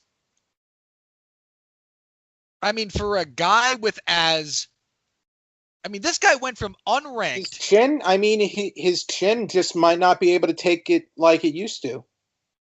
We know the chin can only take so many shots, Robert. It's true. And what I'm seeing is he's kind of just throwing caution into the wind and leaving his chin exposed, and guys are getting wise to it. I think the other problem he had here was, and this is not a problem unique to him. There's plenty of other fighters that have fallen into this trap. When Cody sticks to the game plan, when he sticks with what he has drilled, he's genuinely one of the most spectacular fighters you'll see. He was. I mean, even again, look up until that headbutt in this round. It's still a great performance on his end up until that point. When he gets emotional, that's when everything goes out the window. That's when he stops moving. That's when he starts planting his feet and brawling. He gets obsessed with getting it back. And that's when what he does kind of falls apart. Especially against someone who knows how to stand in the pocket or move a little bit in the pocket and will trade with him. I mean, if you watch the closing minute of this fight, he and Munoz both land. I mean, it's not like Pedro is some defensive or, pocket fighting savant. Pedro gets clobbered. His chin just holds up in this circumstance. Again, Cody now is in the discussion for, MMA one-hit wonders, for dumbest in-cage decision-making, and worst downfall after losing the title. I mean, if nothing else, that is an impressive collapse that has to be acknowledged. I mean, good grief. For a guy that a lot of us, and I'll throw myself in here, thought was going to be a major player in this division, and one of the guys who, was, potentially just elevating all of MMA, to have dropped off like this, man, that is something, if nothing else. I mean, again, the fight was very entertaining. But for those of us who, look at the technical side of things, boy, was this frustrating to watch Cody just literally throw away everything that had been so successful and then get knocked out because of it. I think this is his problem. He just he gets too emotional. And I think he definitely has an emotion problem. And I think against Dominic Cruz, he was able to channel it a little bit more, but I think it's a problem throughout his entire career. Well, he also, and I love Dominic, but Dominic also never hit him all that cleanly, and Dominic's not exactly a hard puncher to begin with. Right. But if you look at, again, when he I think he got too emotional in that fight and around the whole fight itself. It was definitely very emotional. Who? Cody Garbrandt. For what? The Cruz fight? Yeah. No, I mean, Dominic's the one who actually got overly emotional about it. Well, I think it's a problem for Garbrandt too. He lets his emotions get the better of him, and it hurts his decision making in the cage. And I think it especially hurt him in the Dillashaw fights. Yeah, it absolutely did I'd say more the first than the second. The second was just a bunch of bad decisions, irrespective of his emotional state. Okay. If you watch the second fight, he just comes in and basically does what he was doing in the second round of the first fight, which is what got him knocked out. Mm-hmm. By contrast, if in the first fight, he spends the entire first round almost styling on TJ Dillashaw.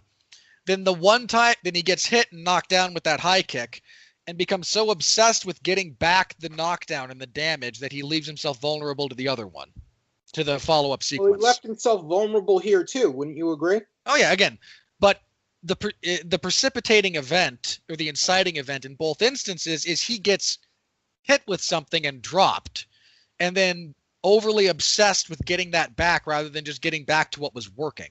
Right. Whereas, again, in the Cruz fight, his defense is awful. His fighter IQ is dulled. His defense in the pocket is bad. His defense at range is great. Okay. Largely. Yeah, not perfect. Well, but we'll see. Very, we'll very see good. what he does. I mean, this is something we're noticing now. We'll see what he does going forward from here. This puts him in a pretty bad spot. That's 3 in a row. And Pedro Munoz, while very, very good, probably, if you're losing to Pedro, you're probably not, Pedro Munoz is not. I mean, he's not a scrub. No. Again, Pedro's a good fighter. But if you look at how he fights, This is third straight win. Yeah. Again, Pedro's he's ranked in the top 10. Yeah, and he deserves to be. But this win is probably going to put him in the top 5. Possibly. Let's see. Depends on how they want to. Depends on how they want to shuffle things around. So yeah, if Munoz is number 9, he's definitely going into the top 5 now. At a minimum, he'll wind up around 6. No, because Cruz probably even shouldn't be ranked right now, honestly. No, Cruz should not be ranked at the moment.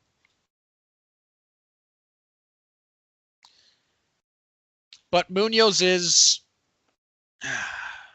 I mean, first of all, he's slow. Munoz is like the slowest bantamweight in the world. He's also hittable. Very. He has a very good chin. But his striking is predicated on close quarters when his slowness is less of an issue because of the proximity. Okay. And a lot of his grappling is, I don't know, he's got a very good guillotine. I'm trying to remember the last time I watched him have to work on bottom for a prolonged period of time. I can't remember the last time it happened. I think Garbrandt has had to be on his back a lot. I meant Pedro. Oh, Pedro? Yeah. Pedro's a very solid fighter, and Pedro's solid. Again, Pedro's a very solid fighter, but if you're going to be in the title discussion, he's the type of fighter you should be beating. And if you're not, you're saying he's a gatekeeper. I think fair point. A very, very, bear in mind, a very high level one, but yes. But this fight's gonna do a lot of things for his career. Oh yeah, absolutely, easily the biggest win of Pedro Munoz's career.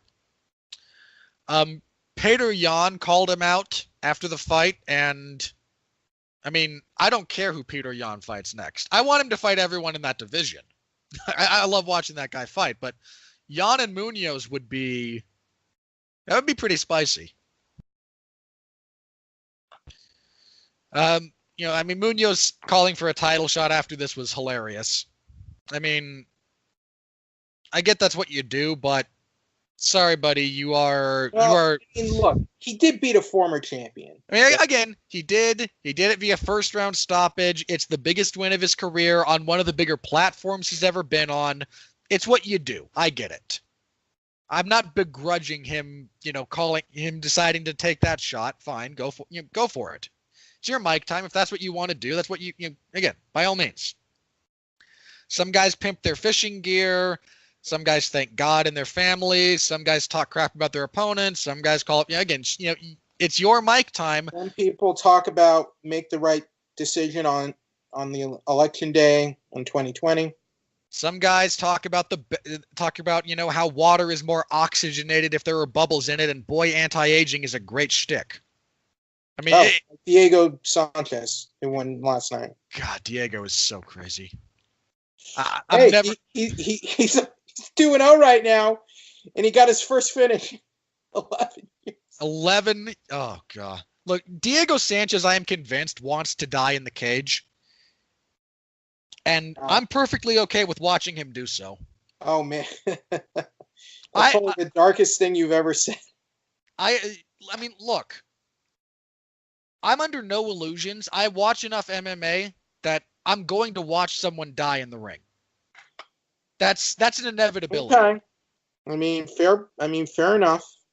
If it's Diego Sanchez, I'm okay with that. I don't wish. Damn. I don't wish death on Diego. Let me be very, very clear about this. Diego, I've interviewed you once before for 411 Mania. I care about you, Diego. I wish the best for you, your career, and your family. But I do not. Let it be known for the record, I do not share Robert Winfrey's views on Diego Sanchez. I like Diego Sanchez. I consider him a friend to me in 411 Mania. These views are Robert Winfrey's and Robert Winfrey's alone. Fair enough. Let me make my point. Go ahead. Well, I just wanted to let that be on the record, since this is going to technically be on the internet forever. Yes, it is. This is not the worst thing I've said on the internet. I do not wish death on Diego Sanchez. There is not an MMA fighter in the UFC that I actively wish death upon. There are people in this world I do wish death on. Okay. Because I am aware of at least 3 abusive pedophiles. Okay. And yeah, I kind of want them to die horribly. I do not wish death on Diego Sanchez. But I get the feeling he's the kind of guy who does want to die in the cage. There's some part of him that's gonna almost that wants to kind of go out like that. And I mean, I think it was it's been said that there were a couple of wrestlers who would rather die in the ring than like slowly of old age or, of some terminable, incurable disease. I mean, I think Raven famously said that like Tommy Dreamer would be okay with Raven killing him in the ring if he contracted something that was some incurable cancer or whatnot. Now, I don't know. That may just be Raven being Raven. But if Diego Sanchez wants to die in the cage, just to complete the insanity that is the life of Diego Sanchez in MMA at this point. Again, like when I say I can live with it, that's probably that implies a level of blaseness about it that I don't really have. That I mean, it's not watching someone else die is not something I take lightly. Let me be very, very clear about this. I just have also cut Mickey Gall already. Yes, please. I think he's had his 15 minutes. It's time to cut him loose. Yeah. I mean, if you can't beat an old. If you can't beat Diego Sanchez, and not only that, you get finished. You're the first guy finished by Diego Sanchez since Luigi Fiorivante. I mean, I don't know if you should be on the UFC roster. Look, man, if you can't beat Diego, if you've lost to Diego Sanchez since about 2000, let's call it what, 17? Yeah. Let me back up a little bit. See what I think even earlier. Probably 2012. Okay, yeah. You know what? Let's go to 12. 7 years ago. So, yeah, I love Jim Miller, but yeah, you lost to Diego, and I mean, Miller's on here. Miller's basically occupying the same spot at this point. Like, again, I love Jim Miller. There was a time when he was one of, I think, the 3 best lightweights in the world, but that ain't now. Marcin Held, yeah, I mean, they had to bring in Craig White from, like, the regional scene in a specific subset of, like, Scotland. And now Mickey Gall, whose wins in the UFC, 2 of his wins in the UFC are over Mike Jackson and CM Punk. And the other's over Sage Northcutt. Well, then, no, he beat George Sullivan, which was his best win. Like, Gall should not be in the UFC. Anyway, so Munoz and Garbrandt was your last fight on the main card. As for the prelims, Zabit Magomed-Sharipov defeated Jeremy Stephens via unanimous decision, 29-28 across the board. There might be a bit of a pattern developing with Zabit in terms of how his fights go. Wins the first round, largely on the feet. Imposes a pretty solid grappling game plan in the second. But if he can't finish you after winning those 2 rounds, he does kind of coast in the third. It wasn't a great performance for him. Let's be honest. It was a close fight. I gave it to Zabit. What else? Stephens just he didn't flick the switch until the last round. And Lawler has had this problem too. I think the biggest thing that kind of hindered Stephens in this fight, and commentary mentioned this, was footwork. Stephens did a lot of following Zabit instead of cutting him off, which is a big thing. But Zabit he's very big for this weight class. He's a tall guy. Like, he's got a frame on him. He's 6'1", 73-inch reach. Yeah, he's about my height, and I weigh. And by comparison, Stephens is 5'8", so. He had a considerable height and reach disadvantage here.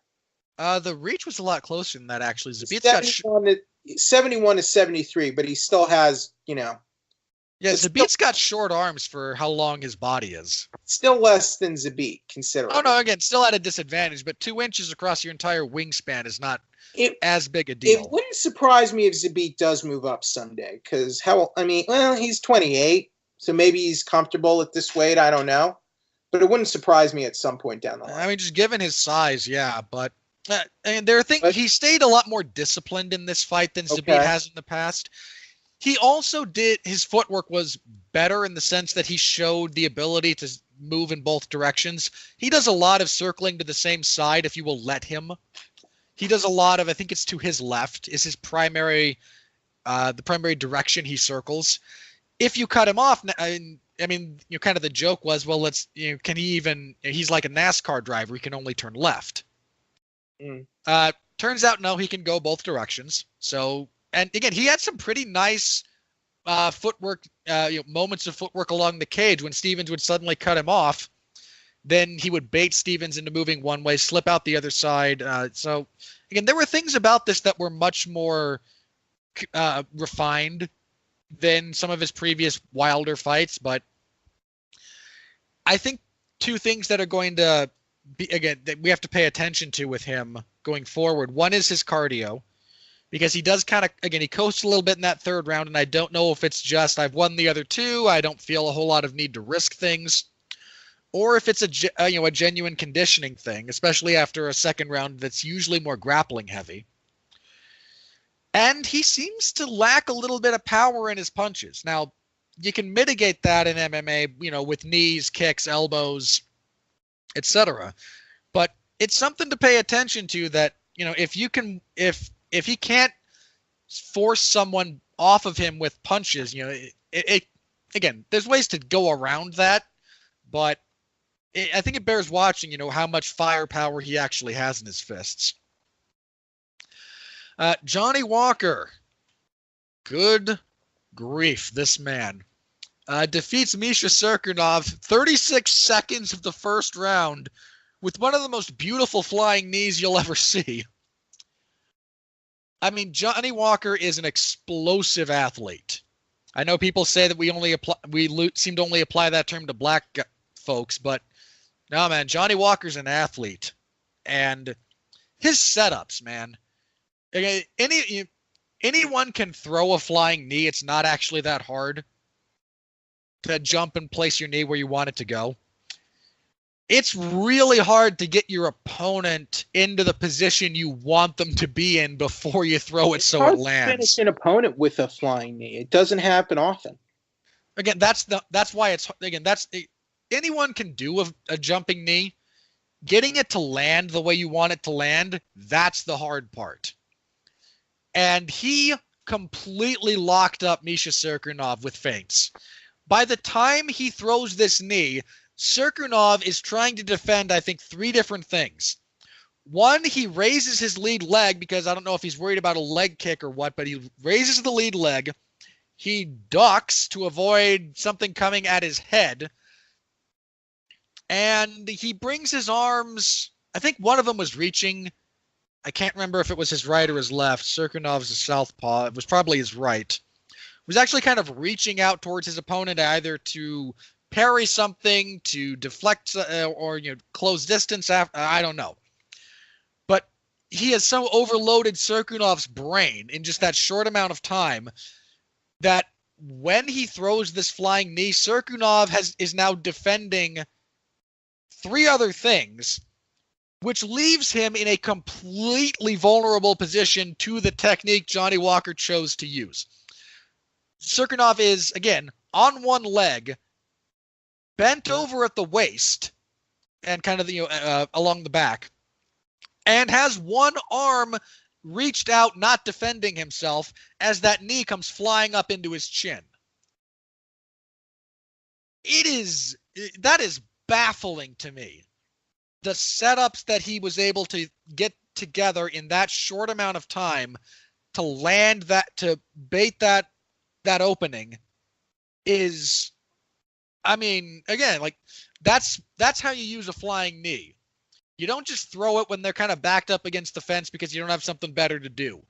You bait them into a defensively vulnerable position, and then you turn their lights off with it. And that's what he did here. That was beautiful. This was genuinely beautiful stuff. I need to see Johnny Walker in an actual fight. I mean, he stopped because he stopped Khalil Roundtree in the first round very quickly. Stopped Justin Ledet in like 30 seconds. Stops Misha Serkinov in 30 some odd seconds.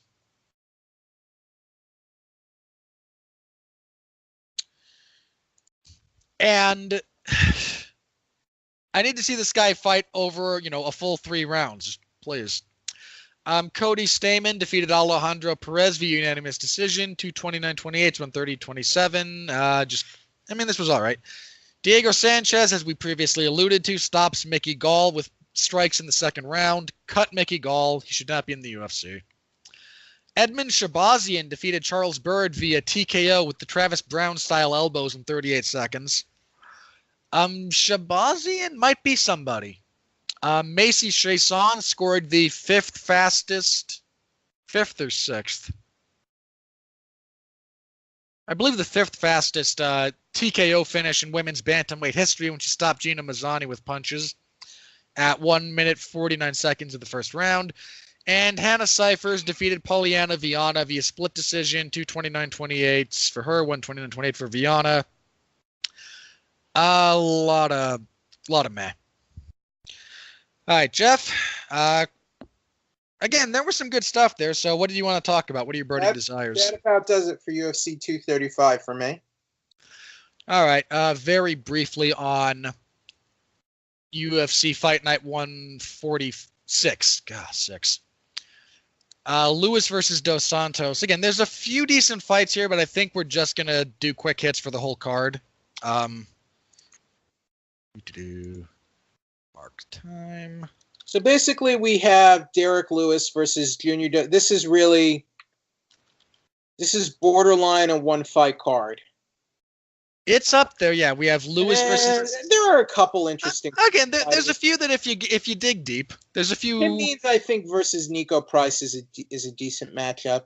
Man, Tim Bosch is still fighting. But Derek Lewis versus Junior Dos Santos, man, tough call. I'm kind of leaning toward Dos Santos for this one. I'm torn, man. We'll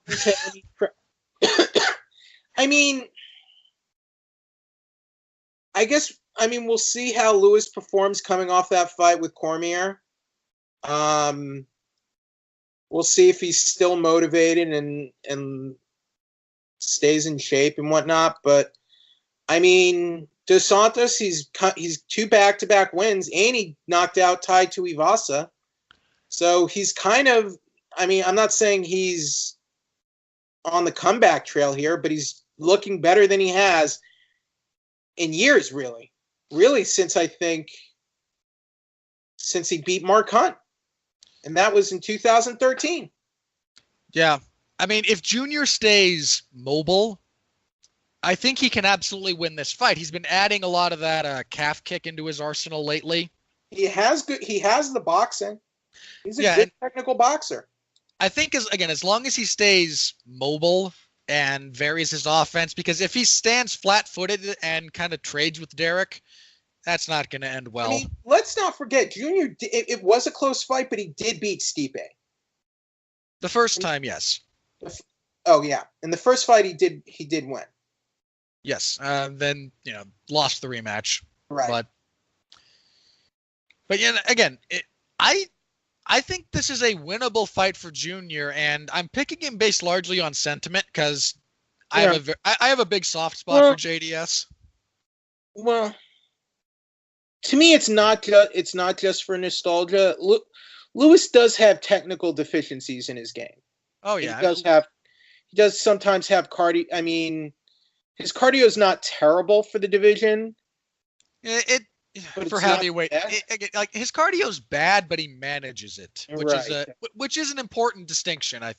And bear in mind, is a skill. There's a lot of, and he does get sloppy sometimes. That's undeniable. He's all about that swanging and banging. Yeah, and if you let him do it, he'll be successful. If you don't, he's had more success with it than most. I got to credit him for that. Yeah. That's very true. There's a lot of guys with essentially his skill set who didn't get half as far in their careers as he did. Okay. As for the rest of this card, I'm kind of looking forward to Elizeu Zaleski Dos Santos versus Curtis Millender. Zaleski Dos Santos has a grand total of 1 loss in the UFC. It was a split decision that could have gone his way.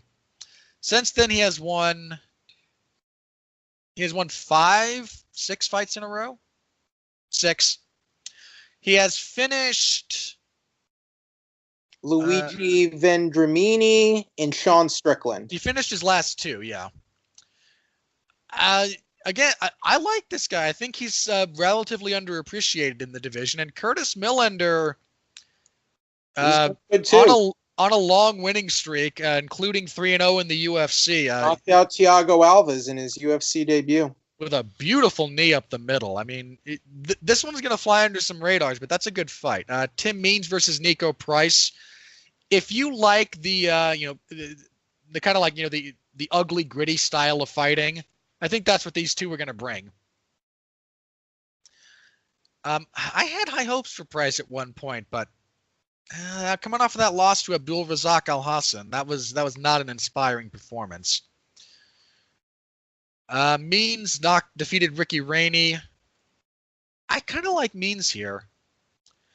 We have another crappy heavy. We have because of course there are 3 heavyweight fights on this card. Next up, we have Blagoy Ivanov and Ben Rothwell. I don't know why either of them are still in the UFC. Boom heavyweights. This fight will be the cure for insomnia. Probably go with Rothwell, but man, he's been out for a while. 2016. Yeah. This was a drug failure, right? Drug test issue? Oh, probably. Yeah. Beneil Dariush and Drew Dober. Boy, Dariush is that guy's had a pretty precipitous fall.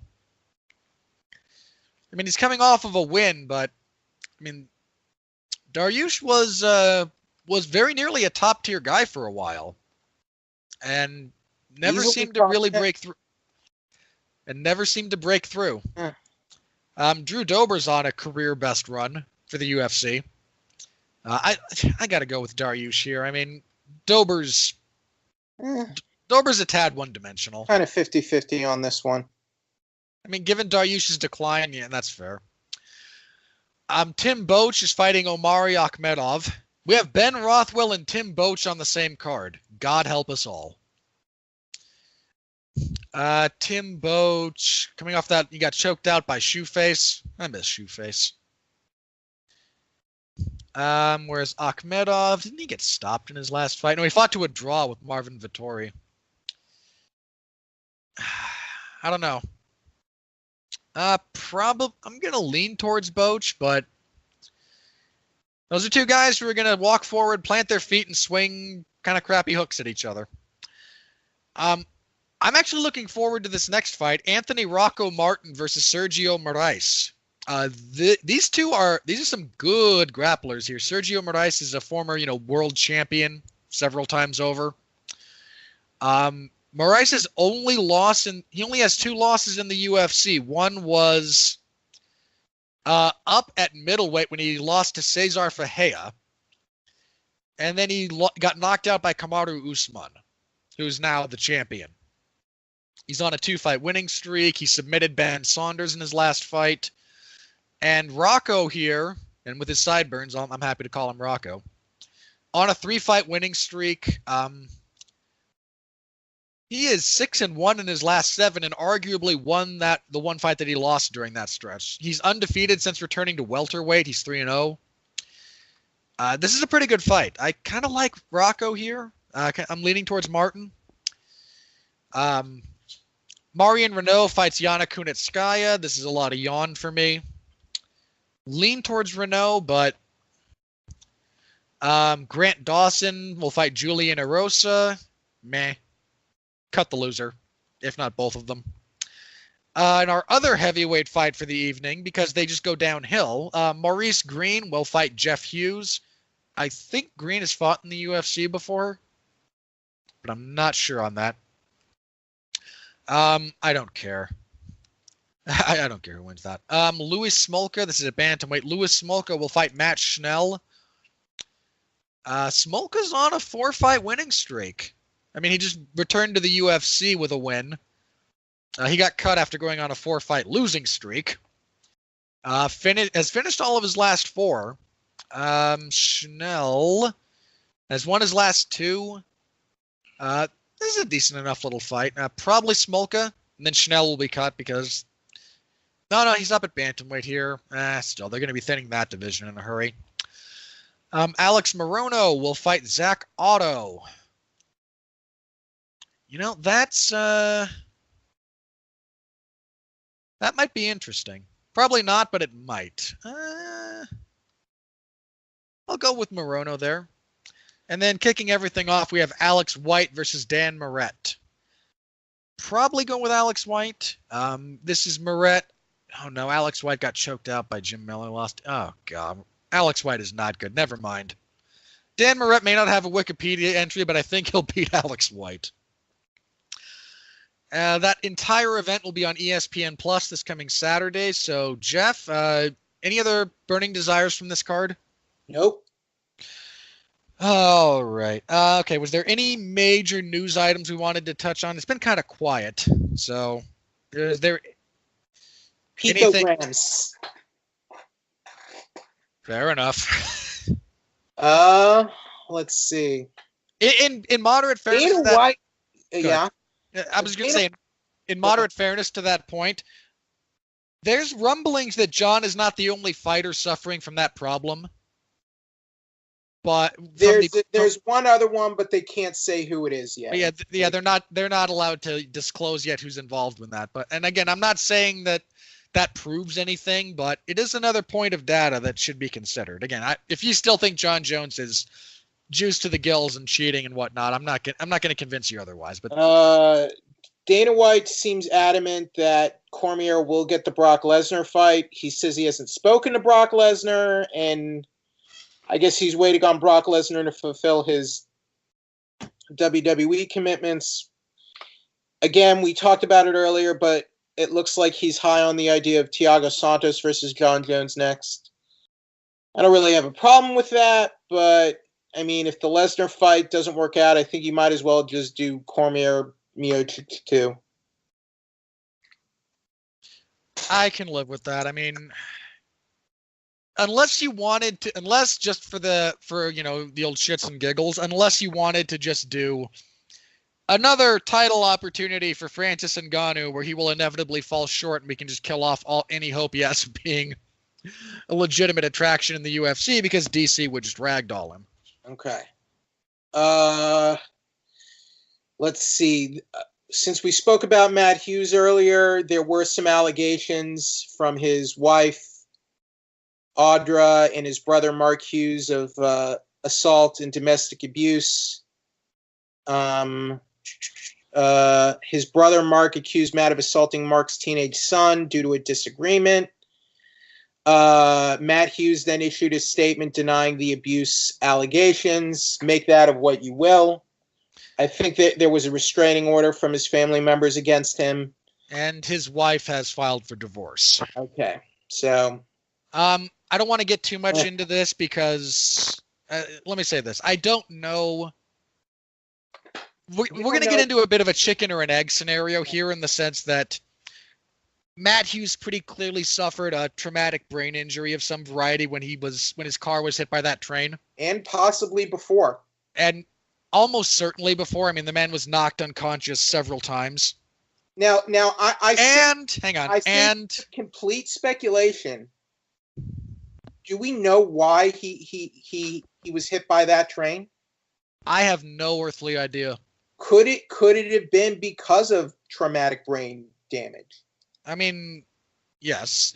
Again, I don't know nearly enough to make an intelligent comment on the situation. Would I be surprised if the years of head trauma and whatnot had put him in a position where he was... I don't want to get anyone in legal trouble, but there's only one reason you park your car on train tracks. Now, again, I don't know. I say that I don't know, but me neither. Sure that could be the case. So again, there will be a bit of a chicken or an egg in terms of was he suffering from CTE prior to the train accident? The thing is, I don't think anyone brought that up. I don't know. I mean, I haven't seen a whole lot written on the subject yet, but we'll see. And I mean, here's the other thing: if you've suffered through reading Matt Hughes' autobiography, he's kind of a dick. I've not read his autobiography, but Don't. Don't. I mean, look. It's a bunch of self-serving crap. I mean, look. I mean, If I could, let's just say he's had a bit of a reputation for. I'm a Matt Hughes fan, and I've heard plenty of stories. I'll say that. I mean, you hear things, and sometimes things are not always accurate. True. I mean, for the record, there's a plethora of stories about him, engaging in rough hazing of. Tim Sylvia, I think, was one of the recipients. Yeah, of it. But look, I mean, I'm not excusing hazing, but I'm sure a lot of those guys. Oh, bear in mind, Hughes is not the only guy who has ever done this in MMA history. I mean, look, there's a video out there of Crow Cop and some Pride people basically hazing Mauro Ranallo, who has ADHD. So I mean, and pretty severe bipolar disorder. Yeah.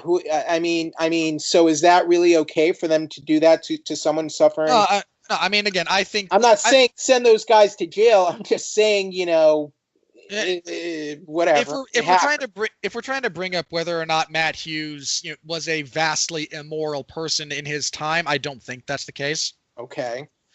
If you don't want to read his autobiography, I think Sean O'Connell wrote a summary of it. Like he read it and reviewed it for a website, and you can find his take on it, which will give you the salient points and is probably better written in all fairness. Speaking of Mirko Crow Cop, he announced his retirement. He suffered a stroke. Apparently, this just kind of dealing with some long-running neck trauma. One of the veins ruptured, and he's done. I'm glad it wasn't more serious because I have a great affection for Mirko. I hope he makes a full recovery, but does it make me a bad person that I don't really feel that sorry for him? I mean, there's nothing. I feel like he should have called it quits a long time ago. There's nothing multiple times. I mean, there's nothing to feel sorry for in the sense that there's no tragedy, there's no malicious intent on any part. It's just part of life. I mean, again, I have a lot of. He should have stayed retired after he quit after the first time. At a minimum, after the second. No. Sorry. He's had multiple retirements at this point. Yeah, and again, I have a lot of affection for Mirko because he retired after the first Roy Nelson fight. I need to look up his record because I remember a couple of different points. Openly retired in the UFC, and he was like, "I was treated like a king here," blah blah blah, and I felt like that would have been fine. And then he came back, and then he started doing Japan fights. I wish he didn't. Let me walk back what I said earlier. I feel sorry that he suffered a stroke, but I mean, I wish he retired earlier. He should not have been fighting this long. These 5 years at the very least. Yeah, I mean, he had a good chance to go. I mean, yeah, after the Gonzaga rematch, when he knocked out Gonzaga, that would have been kind of the perfect time. Because remember, he came back for the one fight in the UFC, stopped Gonzaga in the rematch. They were in Poland. This was 2015. Mm-hmm. I think that was the perfect point for him to kind of call it a career. He avenged the most devastating defeat, the one that derailed his career. Right. And he did it in front of not exactly his hometown, because they were in Poland, not Croatia. Well, again, this is the trap fighters fall into. They trap themselves. Yeah. So again, I hope he makes a full recovery. I'm glad it wasn't any more serious. Mirko's guys fighting into their 40s is the exception, not the rule. Yes. Even at heavyweight. Absolutely, yes. I have a lot of affection for Mirko. I don't want to get into my whole history with. He's a legend. He's an all-time great. Absolute legend of the sport. I just wish he had not have been going this long. I was disappointed to hear he was still fighting. I mean, For crying out loud, the guy was actually part of the, like the anti-terrorism unit while he was fighting in Pride. Right. I mean, that's just. I mean, he was called Crow Cop for a reason. I mean, yeah, that's not his actual last name. That was, just he's a Croatian cop. Yeah, his last name is Filipovic, right? Yeah. Yes. Yeah. Yeah. I mean, I hope he recovers. Wasn't he also like a member of their like parliament or Congress? He held some elected office for a brief period of time. You're correct. I'm just disappointed he was fighting this long. I don't think he. And and this is kind of why I get angry when people people shouldn't talk about when fighters should retire, or promoters shouldn't blah blah blah. When I hear garbage like that, it kind of makes me angry. It's not always because I think when people talk about that, it's not always coming from a bad place, Yeah, I mean, again, a lot of the time when people bring that up, it is out of genuine concern for someone's health. And I'm not saying that a fighter can't have a bad run and can never make a decent comeback. Yeah, it's possible.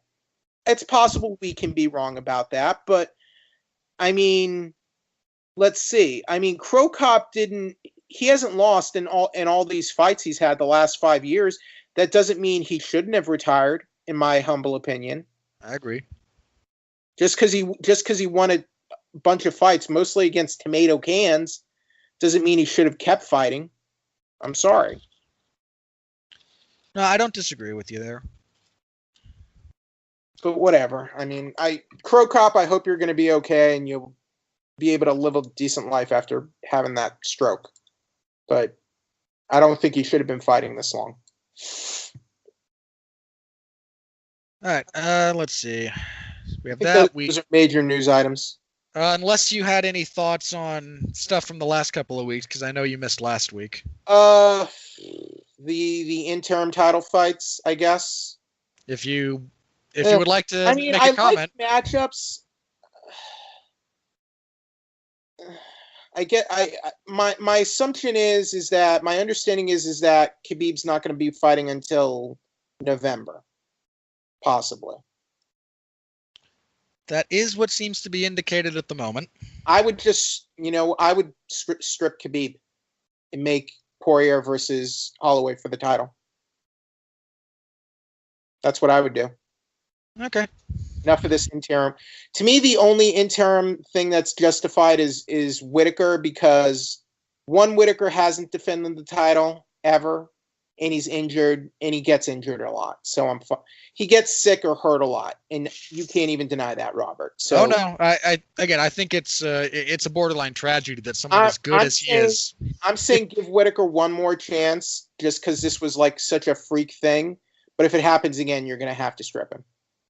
Yeah, if that title does not get defended this year, you do have to just keep the gears moving. That is a thing that has to happen. As for lightweight, strip Khabib. He doesn't deserve that title. He's an embarrassment to the sport. He and Conor McGregor both. This division is too stacked and too crowded to have guys sitting around. Especially, it should have been Tony Ferguson versus Max Holloway. Make it for the actual title. There you go. They tried, apparently. Yeah, but Ferguson doesn't want to fight for an interim title. Or it was just the straight up money that they couldn't reach an agreement on. I don't know. I mean, they gave Ferguson an interim title before, and they took it away. I understand his feelings. Oh no, I completely understand Tony's perspective on this. I really do.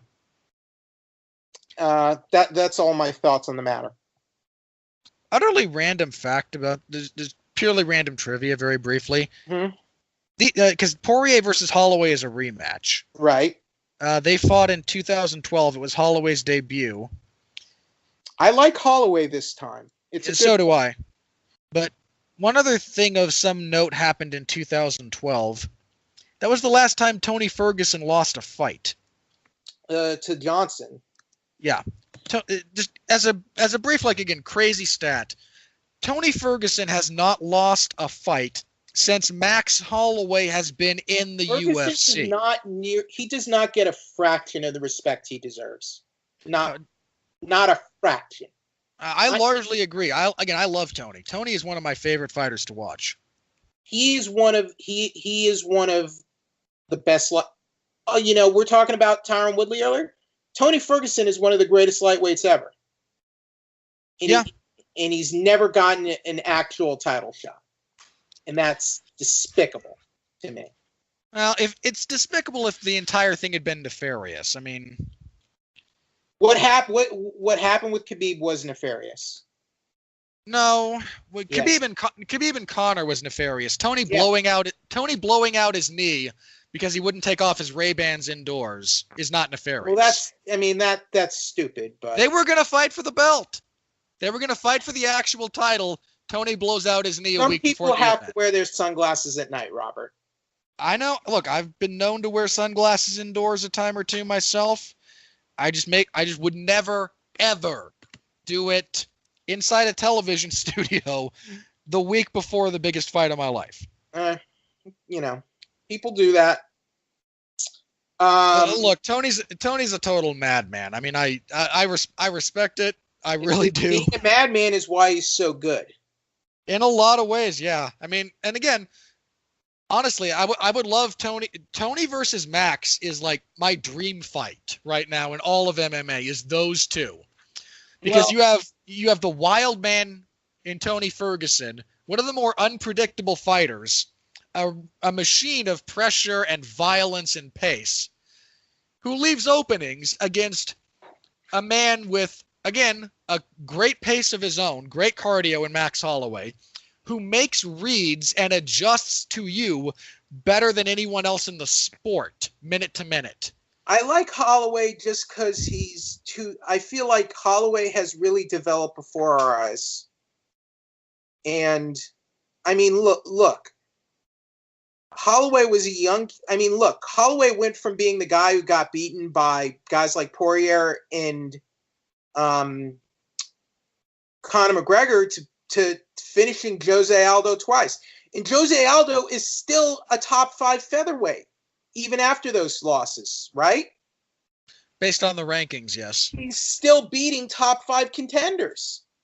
So Aldo, he beat a still very tough and relevant Jose Aldo. So you never would have imagined that when they first fought. So when they first fought, Holloway was what, 19? And Poirier's a very good fighter, but when you look at the development in the last 7 years, who do you think has developed more, Holloway or Poirier? Oh no, Holloway. I'm picking Holloway for that fight, assuming it goes through. But it's a tough fight. But you know what? It's a tough fight. So you can never, even in a fight like this, Holloway moving up, fighting at lightweight for the first time, you can't completely sleep on Poirier. I'm picking Gastelum for the Adesanya fight. Sue me. No need to sue you. It's a legitimate pick. There's plenty of ways you can win. I think Gastelum is like, that's the toughest fight, Adesanya. That's the toughest. And and let me say this: if Adesanya gets past Gastelum, it will go very far to making me believe how far it can go in this division. So we'll see. No, it's a good fight. There's things that each guy does that troubles the other. It's the toughest single matchup he's ever had in his entire MMA career. So, and frankly, it's one of the tougher for Gastelum too. Yeah, we'll see. Again, stylistically, he's never fought a striker as good as Adesanya. Adesanya's good, but I just don't know how good he is yet. I need to see more. Yeah, and Gastelum should provide a really good test for that. Here's one last bit of news. Vitor Belfort signed with ONE. Talk about guys fighting too long. So he's going to be fighting for one championship now. Yeah, I mean, all right. I haven't cared about Vitor in like 10 years. I mean, well, there it is. Look, if he's getting paid and you know what? Fine. Again, if he wants to die and Vitor's a little crazy too. Yeah. If Vitor's okay, potentially dying in the ring and whatnot, and that's kind of how he wants to go out, fair play, man. The thing is, the reason I want a Diego to retire. He's 37. He got his first finish in 11 years, and he beat Mickey Gall. I do not see it getting much better for him at this point than that. It's only going to get worse. And for Vitor, he won his last UFC fight against Marquardt, right? I can't remember if it was the Marquardt fight, but yes. No. No. He got knocked out by Machida. Sorry. Yeah, that was it. I thought there was one more. I wish he stopped after the Marquardt fight. He was set up to retire there. It was his home. It was in Rio. I mean, because my feeling was it wouldn't have gotten better for him after that, and it didn't. So it's like, because now he's 41, and he's had a very long career, so it just doesn't make sense to me. But I'm not a fighter. Ain't his wife, ain't his mom, ain't his manager. So, not my decision. I struggle with, telling guys I think they should retire necessarily at this point. I mean, I've done it in the past. I probably will in the future. I've been trying to understand my thinking behind it. And, my thinking is Vitor's 41. He's done everything he can at this point. Doesn't really have anything left to prove. Arguably will be a UFC Hall of Famer. Arguably. Should be. Okay. Based on established criteria for that body, he should be. Okay. I'm not exactly a fan of Vitor's, mind you. Based on that, and based on the risks you take in your fight career, I would say it's not worth the risk anymore. Other than that, you're addicted to fighting, and you need to sate your addiction. Yeah, I used to call for guys to retire, and then I realized I was being kind of a jackass about it because there's so many. I don't think so. Only because there's literally, I know nothing of these people apart from what I see on TV, and that does not at all qualify me to make life decisions for them. Vitor was already highly relying on TRT to remain relevant and competitive. Yeah. So again, at this point, my only point of reference can be: do I think they should be where they? Do I think they should be where they are? Look at Wanderlei now. I don't want to see that happen to Vitor. Yeah. So I mean, for me, it's just he's not in the UFC because I believe the UFC has an actual standard of talent and competitiveness that they should maintain. Other than that, I mean, again, I'm not his family. I'm not his friend. He doesn't know me from Adam. It's right. It's not our decision, but I think we're well within our rights to express our opinions on that. I don't see the problem. I mean, you can't. Again, it's a. We're both Americans. We live in a country where we can literally say whatever we want, and yeah, fair play. Well, good luck to you, Vitor. For the moment. Good luck to you. Good luck to you. Yeah, good luck. Young lion. Old dinosaur. Old dinosaur. I deliberately inverted that. All right. You missed the GSP retirement special. Did you have anything you wanted to say about GSP hanging him up? I hope he stays. I all this talk about the Khabib fight angers me, and they're like, why didn't you make that fight? Why would you make that fight? It's stupid. I mean, there's a very good reason to make that fight. Why? Money. I don't even think that fight. Does that fight even do that? Oh, yes. Absolutely. Where do you have that fight?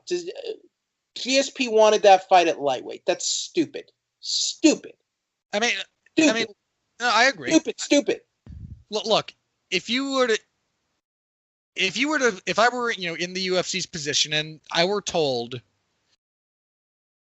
you're going to make, we're going to do, 2 million plus pay-per-view buys with George St. Pierre versus Khabib Nurmagomedov. Set it up. If that was the mandate, I'd do it at I'd do it at 165, and I'd probably set it in New York. Booking these crossover super fights causes so many problems. And you want to know what else? They rarely work out the way you want them to. Oh yeah, I mean, I would again, like if I had the power to say whether or not that fight gets booked, no, don't book the fight. And I blame the media because the media is the MMA media is far too fixated on creating on creating fantasy matchups. Basically, that's what they want, and I think it's a problem. I think in some cases you can say, yeah, okay, like when Anderson Silva and John Jones were just so dominant, I thought, okay, maybe make that fight because they were beating everyone put in front of them at the time, right? But at the time they weren't interested. So, and GSP himself was never interested in the Anderson Silva fight. Mm-hmm. So, and that was the fight, and that was the super fight Anderson Silva wanted, and it made him angry. And so it's like, I think we're far too fixated on super fights, both the fans and the media, and I hate them. I mean, if we could see GSP versus Khabib, and essentially in a vacuum, yes, I would be very interested to see how the fight plays out. But nothing happens in a vacuum. But I mean, it's still an older GSP. It's not. I mean, GSP he came back and he did look good, but it's not prime GSP. You know. I know. So again, look. I would rather have Tony and Khabib. That was kind of the thing that annoyed me. Like, people acted offended that the UFC. Honestly, I credit the UFC for not pushing forward on that fight more because I think it's stupid. Yeah, again, given the texture of things right now, I'm glad it didn't happen. And I hope it does. And you know what? I hope that fight doesn't happen because I think it's better if GSP ends his run now. Ends his run at the top, and we never have, because that means if he ends his run now, Robert, it means we never have to see him become like Crow Cop or some of these or Vonderlei or some of these other sad situations. And I would rather that not happen to GSP. And you know what? I bet GSP could still be very competitive and very good into his 40s. I bet you he could. Oh yeah, given his passion for training. I mean, putting aside the fighting. GSP has a deep-seated passion for martial arts and for physical training. Yeah, so he could absolutely be competitive in his 40s. But I think it's better if he makes that choice not to, because his career and legacy remain intact. Yeah, I agree. I mean, again, I said last week, and I maintain this. George is what I want out of. If MMA were nothing but a bunch of GSPs fighting each other, I would be happy. Well, I wouldn't be happy, but because I don't think everyone should be like GSP, but he was a credit to this sport. So I hope he stays retired. Alrighty. On that note, plugs and. Speaking of retirement, you interviewed Misha, right? I talked to Misha last week at the Open Workouts in Los Angeles. Enjoyed that. So we talked about the rivalry with Ronda. I think Misha is a very intelligent woman, and she handles herself very well. So thank you to Misha for talking to us. And I have 2 more interviews from that'll be up this week. One with Rich Franklin, former UFC champion, and former UFC fighter Sage Northcutt. Also now in one. Yeah. So, yeah, because it was the one event that we went to. And tomorrow I'm seeing... Yeah, because isn't Rich like one of their vice presidents or some he's such? One of the executives. Misha is one of the executives, and Sage is on the roster. Yeah. Tomorrow I'm seeing Captain Marvel, so look out for our official review of Captain Marvel in a couple days, should be. And yeah, so some good stuff coming up. I plan on reviewing the Season 1 Blu-ray of Krypton, so be on the lookout for that too. Haven't watched Krypton yet, but people seem to like it. People like a lot of stupid stuff. I haven't seen. Bear in mind, I haven't seen Krypton. I'm not knocking it. I mean, look, I gave up on Gotham after like 4 episodes. Krypton, like a prequel Krypton Superman's grandfather show didn't seem interesting to me at all, but I will watch it with an open mind and see what happens. So there we go. Yeah, I genuinely do hope you enjoy it. All right. I haven't seen it. Very briefly, as far as I go, I don't think there's a Damn You Hollywood this week. I think we're off. Mostly I'm gearing up to drag Mark's soul through things he doesn't like. Later this month, he and I will be reviewing Captain Marvel when that comes out. And towards the end of the month, I think I talked him into doing a TV party for One Punch Man, which will be hilarious because Mark hates anime. So I can finally exact a bit of revenge on him for all the crappy movies he makes me watch. Again, this Saturday I will have coverage of UFC Fight Night 146 in the MMA Zone of 411 Mania, so stop by, say hello if you're so inclined. I always appreciate it. A big thank you to my readers, just generally. I love you guys. You keep me entertained during down periods of time between fights. I had an amusing exchange with one of the regular commenters about when exactly did Diego Sanchez go crazy and what did it look like. We settled on somewhere around his conception. So just thanks to you guys for that. I appreciate you guys. I really do. Thank you a lot for that. I know you could get this kind of stuff in a lot of different places, and you make a choice to be with my patronize has such a bad connotation, but you consume my work, and I thank you very much for it. We'll be back next week to review Fight Night 146 and 16th. Quick check on math. We will preview UFC Fight Night 147. That is the UFC's return to London. A surprisingly good card. Till Masvidal, Edwards versus Nelson, Volkan Oezdemir and Dominic Reyes is good. Nathaniel Woods fighting.